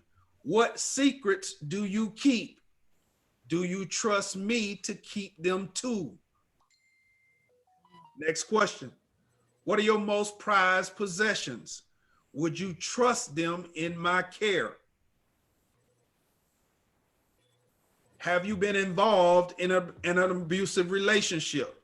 If so, how and when? What was your childhood like?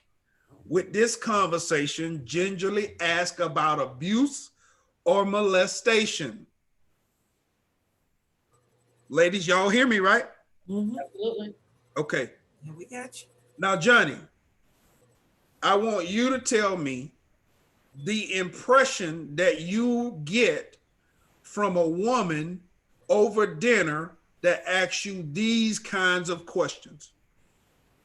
The impression that I would get, the first thing that would stand out is clearly she has some top covering, because a man would express to ask another man these sorts of things. And so now I know I have somebody that I'm going to be accountable to. And the sister asking these questions definitely plays no games. She's asking these questions because she's serious. So I would also take it as a compliment, because she wouldn't waste time going through all of this with somebody not even worth having a conversation with. And these are very detailed questions that require detailed truth. Yes, you are so right. And see, check the chat box for me, Johnny, but this is why this is important. It's important because, Johnny, you showed interest in her. She didn't show interest in you. So that's the reason why you have to answer these questions, because she's not running after you. What she's doing is doing everything that she can do to be marriage material. Right. She is not chasing behind a man, and her father will not allow her to do that. Right. So like she's literally inquiring, what exactly and who exactly are you asking me to commit to? Exactly. How do you think? How do you live? How are you spiritually? How do you conduct yourself? Do you have any open doors that need to be closed? Like, these are very mature questions. And all of these questions are a factor within a wholesome marriage and a marriage that can actually progress. Now, so I'm very impressed with the thought processes of a lady who asked this. A daughter that is asking these kinds of questions would have to come from a traditional home. She would have to come from a home that has a healthy father and mother example. And the father understands that, and we'll talk about this in a future class, but he understands that Johnny has to come, he has to come with the bridal price. We'll talk about that later, right, Jay? That's right. That's right. Because he, it's a price for him to pay for a wife. He don't get her for free. He don't get her without paying the price, and the price is paid to the father. See, but we've been westernized. We'll talk about that too, because we've been westernized, we follow Western culture. We don't follow our culture. So we don't understand a lot of the things that I'm talking about right now, but we gotta clean it up. So it's important for us to understand that. So let's go through some more of these questions for the sake of time, because I think it's important for us to get through them all. But I'm gonna show you, this is a 2-hour set. Listen, you won't even get through all this Q&A in 2 hours. Because when you ask these questions, he got to be able to answer them. That's going to take you through 2 or 3 dates. That's why the dating phase is a very pure phase. It ain't time for you to be laying up. You're looking for a leader because you already have a father who is a leader, and the father has to give you over to another leader, and he got to pass the sniff test, not just for you, but for me. Because if I give him to you, that means I'm giving you to him, and he's going to give you his name. That means he's got to remove my name in order to do that. When you're walking around in my name, you my responsibility. When I give you to him and he gives you his name, you become his responsibility. You better be okay with that, and so must I.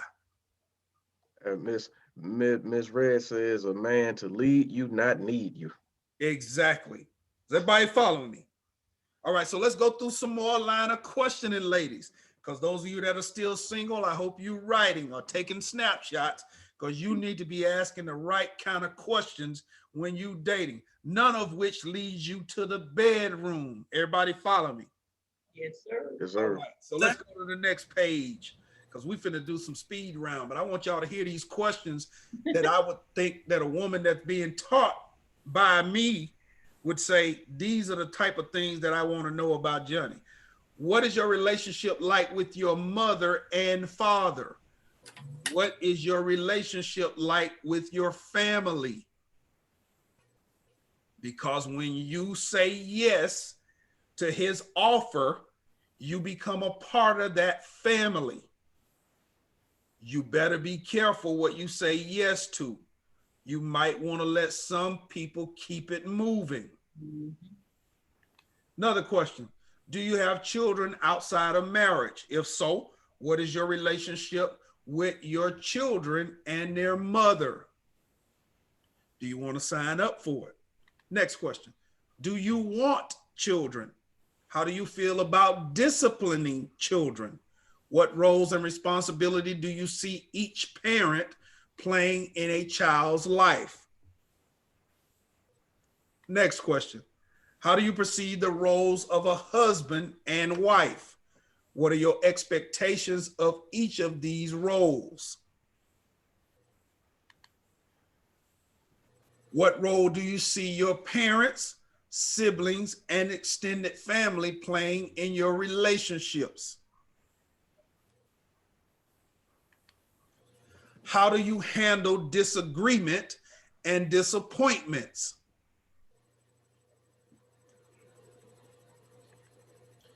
When married, what is your vision for your family? What would you like for your family to be in 10 or 20 years? How satisfied are you with your current career? What are your future career goals and objectives? Last question on this slide. What is your debt to income ratio? Do you have a debt freedom plan? Do you have savings and investment accounts? What is your money mindset? Ladies, are we asking the right kinds of questions? Not all of them, but I don't get pretty much Some of them. Yes, some of them we have. Okay, all right. All right. Johnny, are you in position to answer the questions being asked? That's where you are as a man. So when we talking to men and women, like the grooming, you got to remember, like I got sons, I got 4 sons and a daughter. I have to groom my sons a certain kind of way, but I also have to groom my daughter a certain kind of way. It's important for me to do that because I am grooming those 4 boys to be kings, to lead a household and be responsible for who you give my name to. It ain't your name, I gave it to you. It's my name. So when you give it to her, you better make sure she qualifies. Because everything she gonna do in our name, not just yours, ours. It's important for you to understand that. Any man that can remove my name on my only daughter and put his name on her gonna pass my test. You follow that, right? Ready. I'm not giving her to him, because ain't that's part of the ceremony? Who giveth this woman? I'm not just doing that. I'm not gonna give her over to an abuser. I'm not gonna give her over to somebody who's not gonna treat her like I would treat her. I'm not gonna do that. But we see that's happening today because in many cases there's no father in place. There's no top cover in place. In many cases, they are already married before they meet any man in your household, in your family. You're already married. This is the reason. Remember what we talked about earlier, Johnny, when we talked about the fact that our people have always lived different than the information that they were taught. Right. This is how we are. And we're descendants of that kind of behavior. So because the teaching doesn't precede us, we make decisions that put us at a disadvantage in life. And now we're living in the impact of those decisions and always trying to go back and fix it up. So it's important for us to understand that. Let's go to some more questions. Right? What are your dreams and goals? Are you into alcohol, drugs, or smoking of any kind? Is there any need or desire for a prenuptial agreement? So questions that we have to ask. Do you have a will or a living will? Can we discuss it?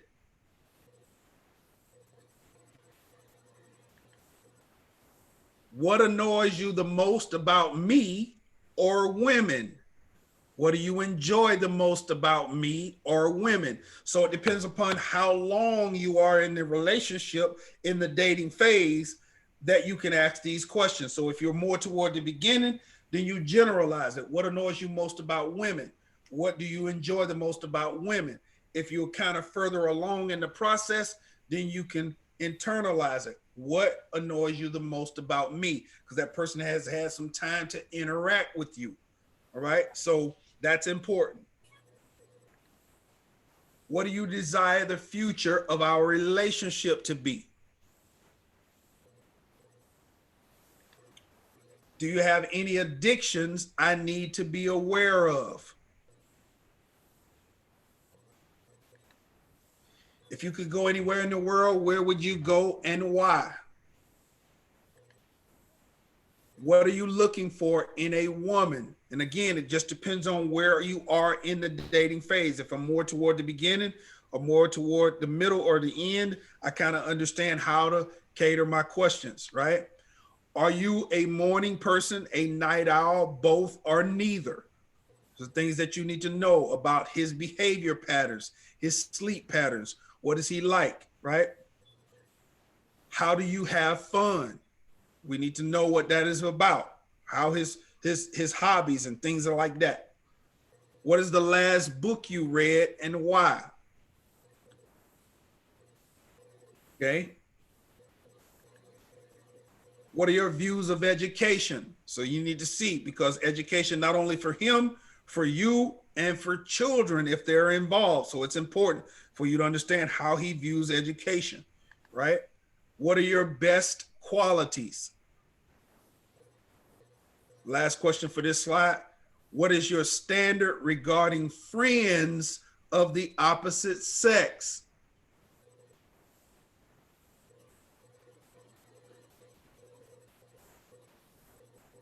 Everybody following me?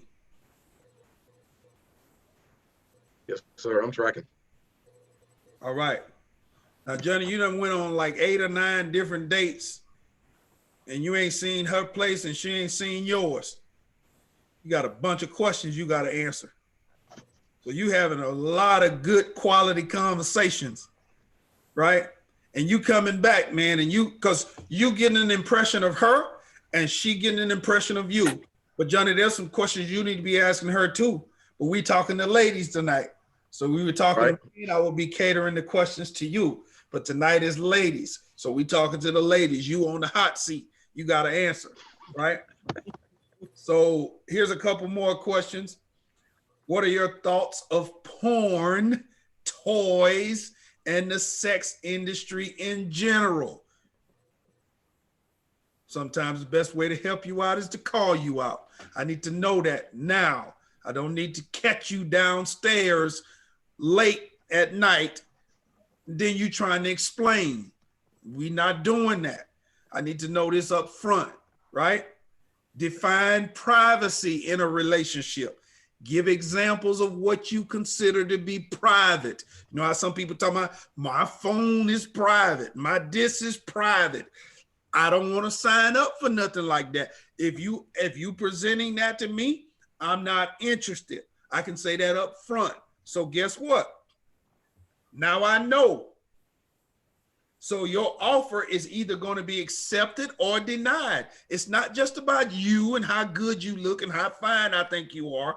I'm looking at your holistic life, what you're offering me. This is what I'm signing up for. Okay. What is your idea of the perfect marriage proposal? Because one day, if we move from the dating phase to proposal, I need to have an idea of kind of what you're thinking about. Okay, I need to know. What have you always wanted to do, but haven't done yet? So I need to know a little bit about what his interests are, some of the things that he may want to do. Do you see a glass half empty or half full? I need to know his outlook on life. Is he optimistic or is he a pessimistic kind of person? What do you prefer, sex or making love? I definitely want to know what kind of guy you are, where you headed at, what you doing, what you thinking about. I need to know these kind of things. He may be totally detached. He may be a guy that ain't did. He may be a guy that don't even know what making love is. I need to know where he is emotionally. It's going to be predicated on his experiences, his traumas, things that may have happened to him. All those things will come up in conversation, so you know exactly what you're signing up for. What is your favorite thing to do alone? So when he's not with you, some of the things that he really enjoys, what he likes, because you are not going to look to change him. You need to understand him, and I need to understand him on the front end, not on the back end. It's important. What makes you laugh? Need to know a little bit about his personality. Are you easily offended? If so, by what?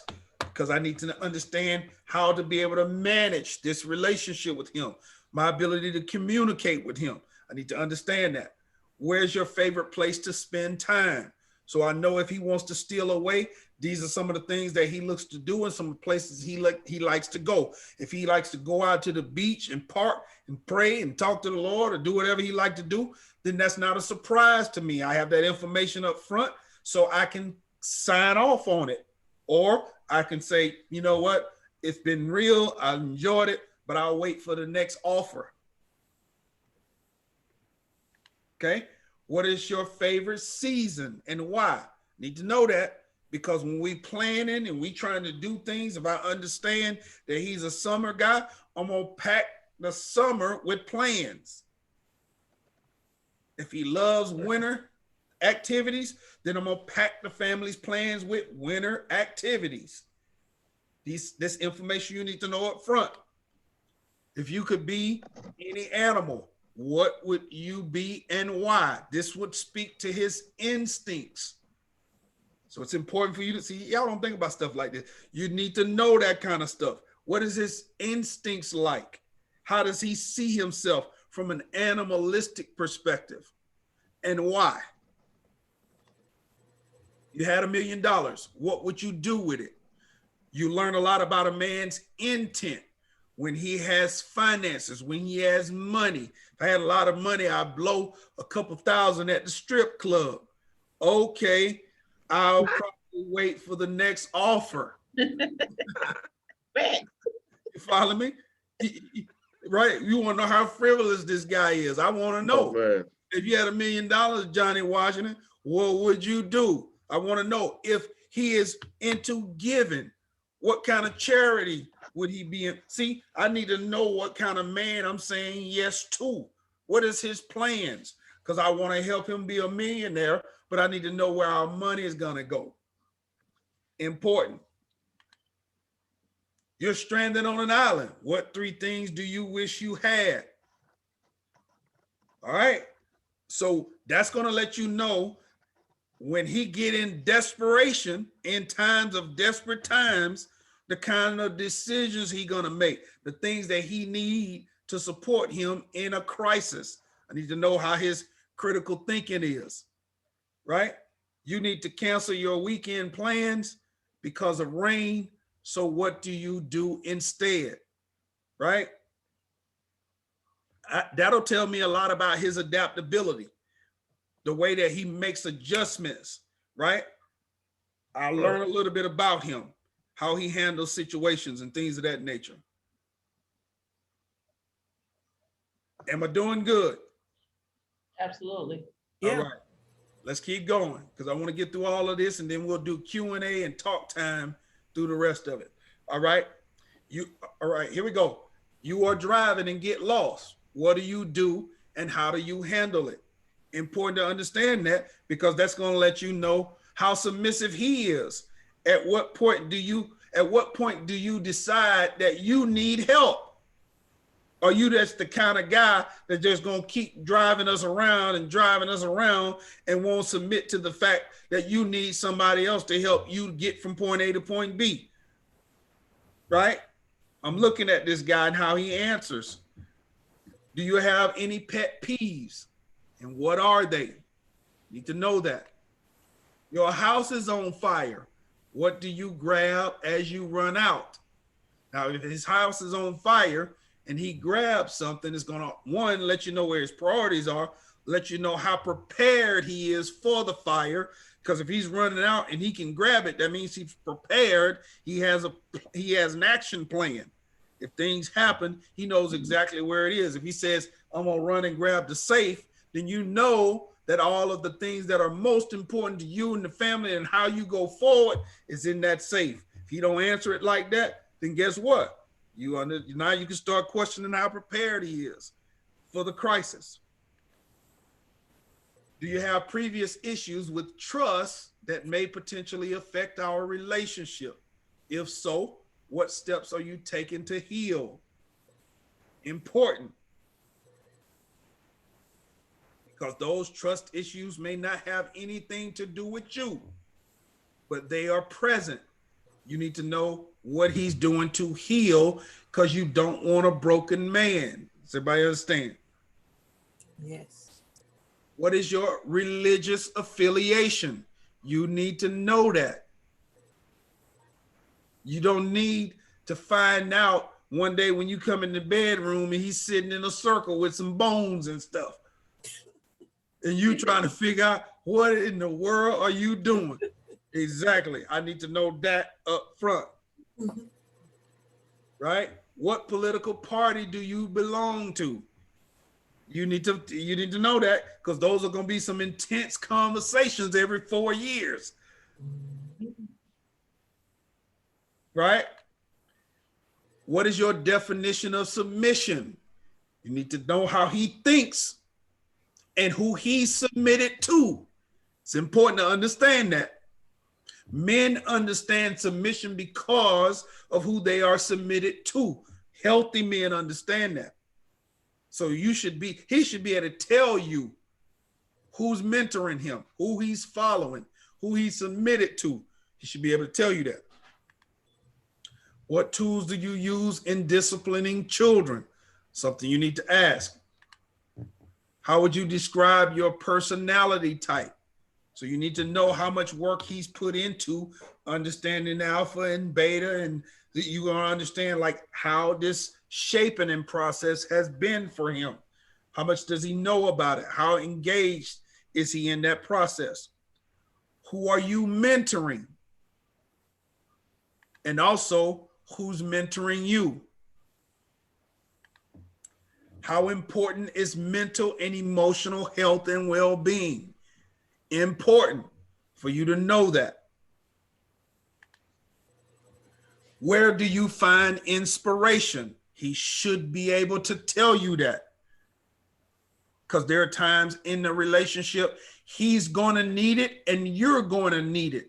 But when you need it, you should be able to get it from him.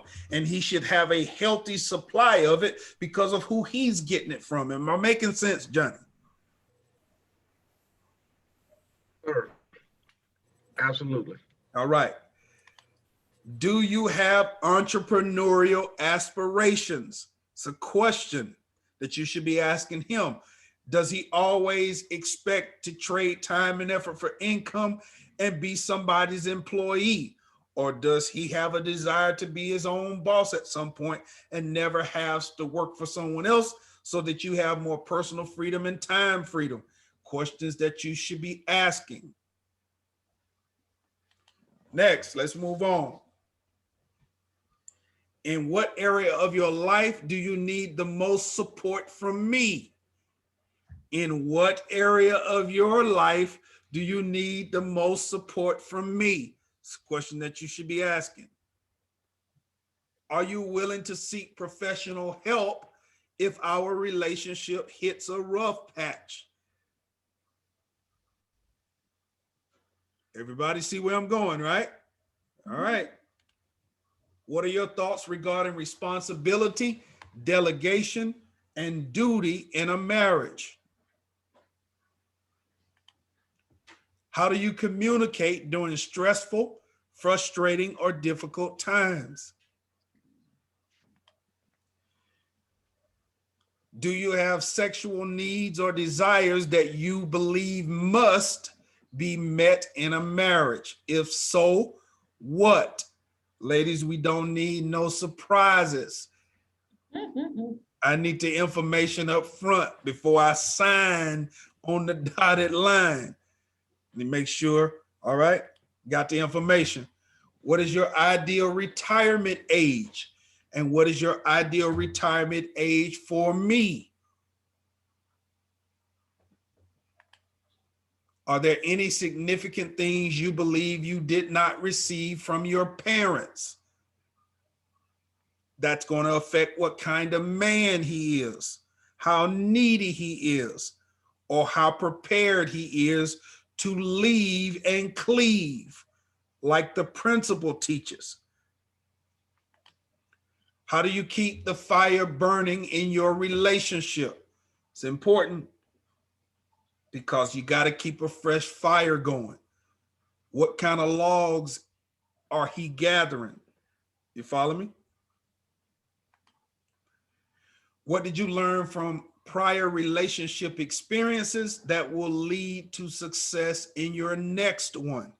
Something you may want to ask on the front end. What area of your life needed the most attention to recover from a previous relationship? So I'm quite sure he may or may not have had one, but if it didn't work out, you need to find out like what area needed the most attention for him to be able to recover. That will let you know if he's done any work and what he had to work on. Next question. Are you vocal about your concerns in a relationship, or do you tend to suffer in silence? Ladies, you need to know that because that's going to tell you how much he's going to talk to you about what his issues are. Important. What is it about me that makes you believe I can be trusted with your hopes, dreams, goals, and aspirations for the future? That is important. Name 3 things you love about your mother. And lastly, name 3 things you learned from your father. And with that, I am going to open up the line and take questions and comments because we are done with tonight's session. So Can you go back to the second slide, Dr. A? The second slide. Mm-hmm. The one with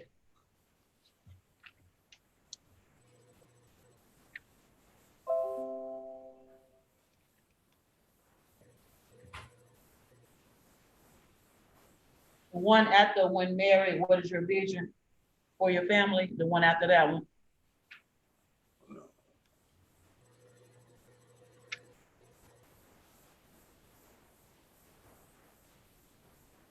What was the one? The last question I got was when married, what is your visions for your family? The slide after that one. Let me look.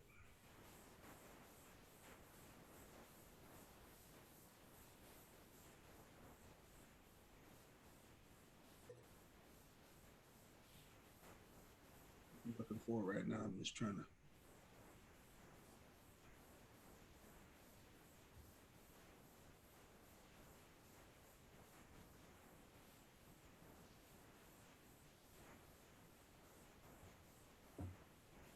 This way. Okay, so the slide after that one is what you need? I believe so. Okay, so it'll be this slide here. And let me come back here and let me share the screen again. And it'll be, is it that slide there? That's it. Thank you, sir. Mm-hmm. And I'll put it up for you. Hold on, let me put it up for you so you can see it.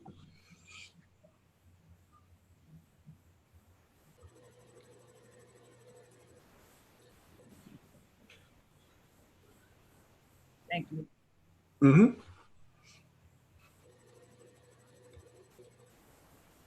Okay, and now we're back on full screen.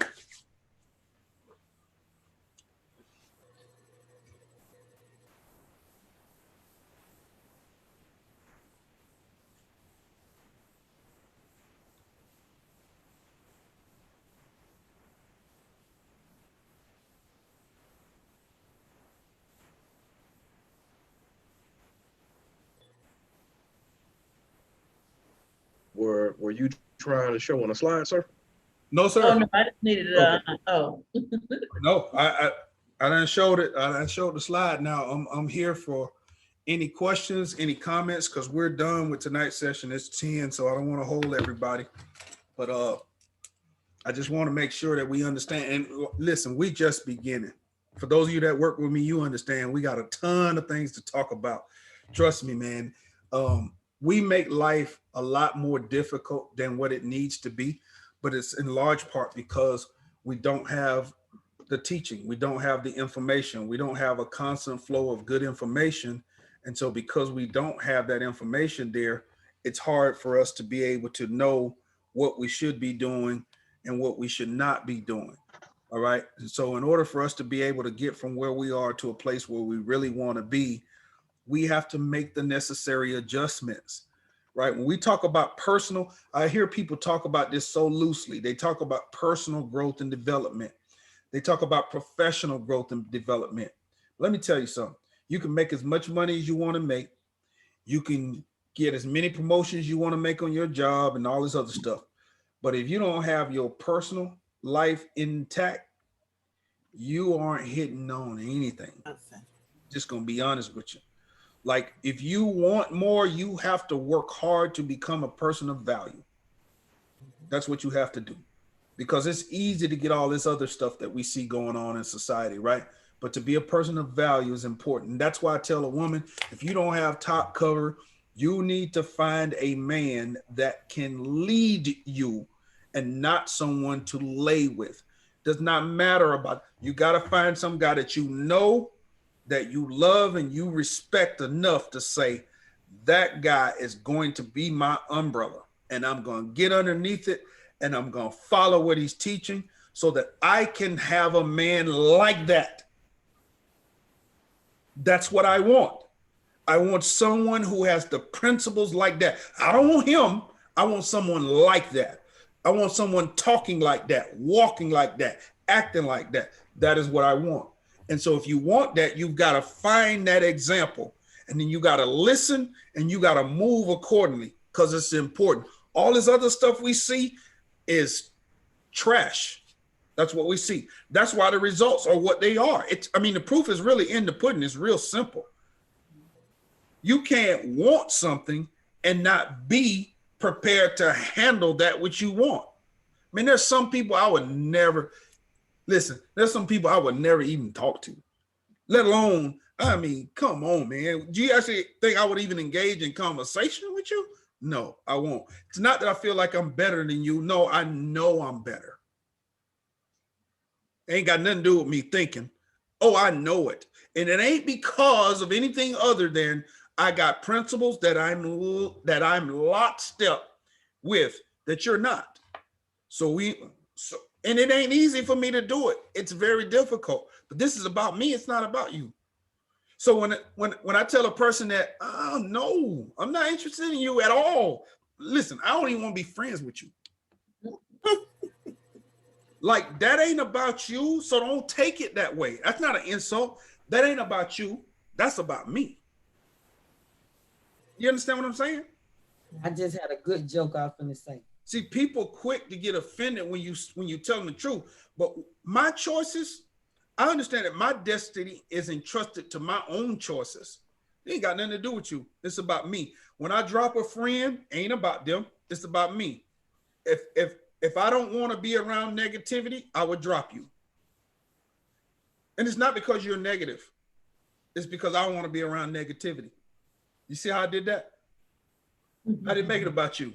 I made it about me. I don't want to be around negativity. Take that however you want. But I'm entitled to the choice. It's mine. So you are what you take the time to become. If you spend time with that, that's what you're going to be like. So what I'm telling you is this is important. And if you're not willing to make the investment to become what you want to become, you'll be what you are. So with that being said, I know I covered a lot of stuff tonight. Any questions on our way out? Any comments?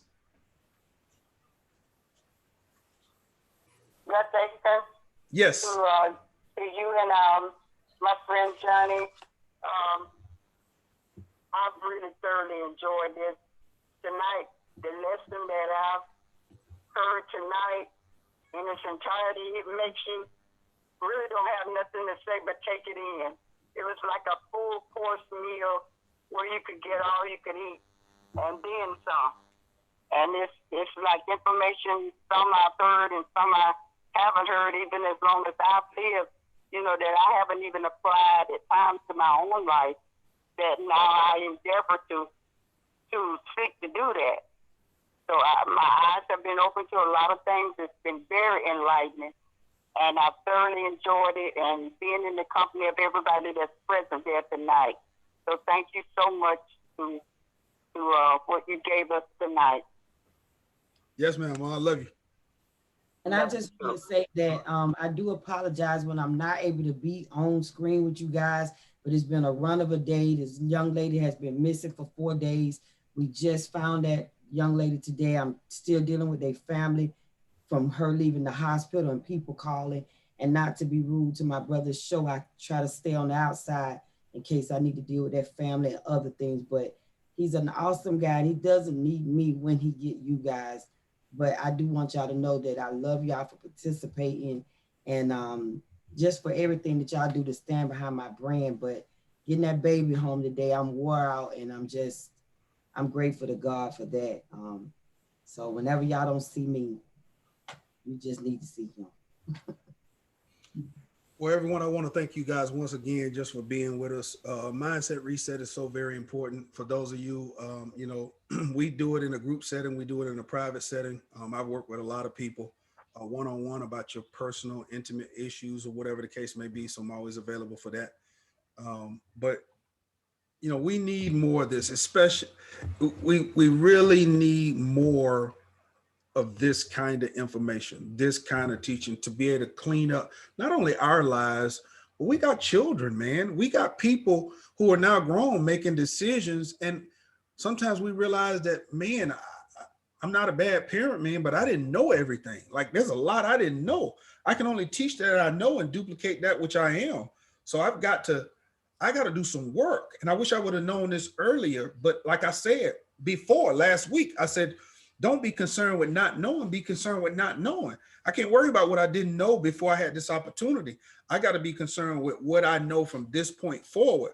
And that's what I got to go back and work on. If I got to get on the phone and make a call and say, hey, listen, we need to have some conversations. I'm talking to my children. I'm constantly trying, because the 48-year-old me is not the 25-year-old me, right? So, I feel like I've done a great job as a parent, but I know a whole lot more information. So I'm constantly in conversation with mine all the time, trying to help them be better than what I am. They have information now that, man, I wish I had when I was 25 and I didn't, but I do now. So I help buffer and be a filter for them so that they can live a better life at a younger age than I've ever been able to live. So, those things are important. But anything else, guys, before we go, because I'm going to get ready to let you guys go, but I appreciate you being on the line. I'm looking in the chat box to see if there's anything out there. Marilyn, I thank you this is your first time, but I thank you for being here with us tonight too. I really appreciate it. Love you too, Kathy. Did we ever determine who's Stephanie? Yeah, Stephanie, what'd she say? Do we know who Stephanie is? Yeah, I know Stephanie. Okay. Yeah. Stephanie, I appreciate you being on the line. Vanaya, I definitely appreciate you being on the line as well.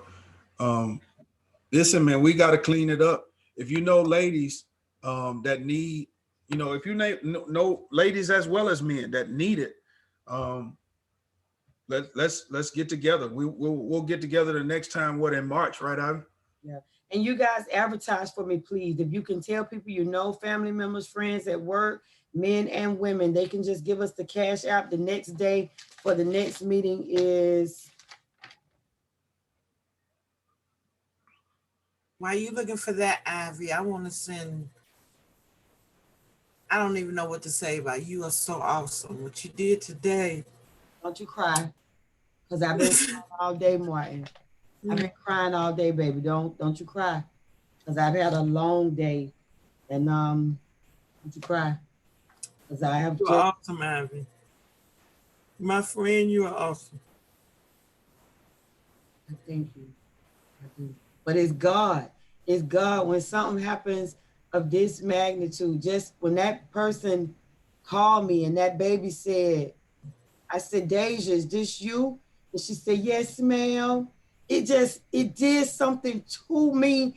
Like, I drove my car, we ran red lights, y'all would not believe how many red lights I ran today to get to that baby.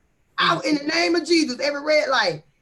But I got to that baby, and when I got her, and because I was getting the feeling she wasn't with me no more, and it was starting to beat me down, but God is awesome. It touched me. I don't even know. I'm in Tennessee. You in Georgia. It touched me. It's been a rough 4 days. A rough 4 days. When you have children, when your mother is father, it's just right. Now, and I'm gonna get back, but this class was for February, so our next class is March the 20th, you guys. March the 20th. This class right here was for February because my crazy butt overbooked myself and I'm full. So this class that we done was for February, and we won't meet again until March the 20th. March the 20th. And when I do have the people that's paid, so you pay for your February class, you won't all again until March. But again, you guys, these shows, my brother today, I want to thank you, because when you called me and said, Ivy, don't wait till 7 o'clock to do the news breakthrough. That was my brother pushing me, because I was going to wait before I did an outcry, but he wouldn't let that be so. He said, you get up now and you get on here and you plead for this baby again. And that's what I did. And we worked it, and we beat the law. We beat the GBI. We beat the investigators. This child was on the National Missing Register, and we beat the investigators and got her back. So I used everything I could. I said the things that I thought would scare enough people. And we wasn't going nowhere. You're going to give us this baby. And we got her. So you guys just keep pushing me. I got cancer appointments coming up next month. So y'all keep me in y'all prayers. I want good numbers for my cancer appointments. Y'all just keep me in your prayers, because I'm trying with everything in me. Johnny, you know I love you. Be all right. Love you too, sis. You know that. You know that. Erica, April, everybody. Yeah, I'm Danny, you got any closing comments, man? Sir, You have any closing comments? I was just real quick thankful for all the ladies allowing me in there. I'm thankful for the legendary Miss Ivory for putting all this together. Thank And thanks to the big brother Ben for allowing me to tag along with him. Absolutely, sir. Appreciate you, man. And kiss your children. Kiss your children, people. Talk to your kids.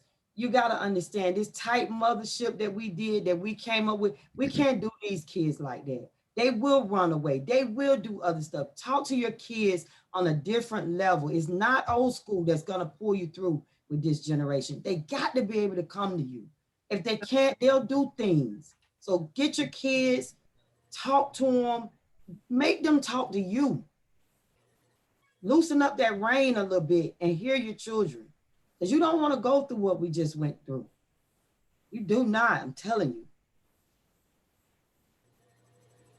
All right, well, Ivy, I'm done. I'm looking Right. forward to March 20th. We will be talking about marriage and submission. Man. Listen. I don't know if I can wait till March 20th. Okay, we ain't got a choice.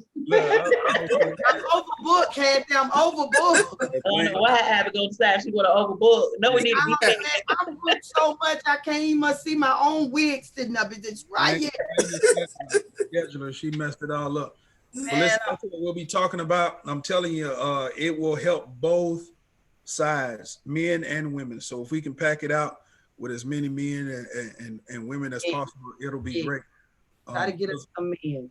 Because I'm telling you, we both need it. You can't educate one side without educating the other, because it's just important for us to understand and grow together. And I don't care how long you've been doing it, there are going to be some principles and stuff that you just don't know, or some that you've missed.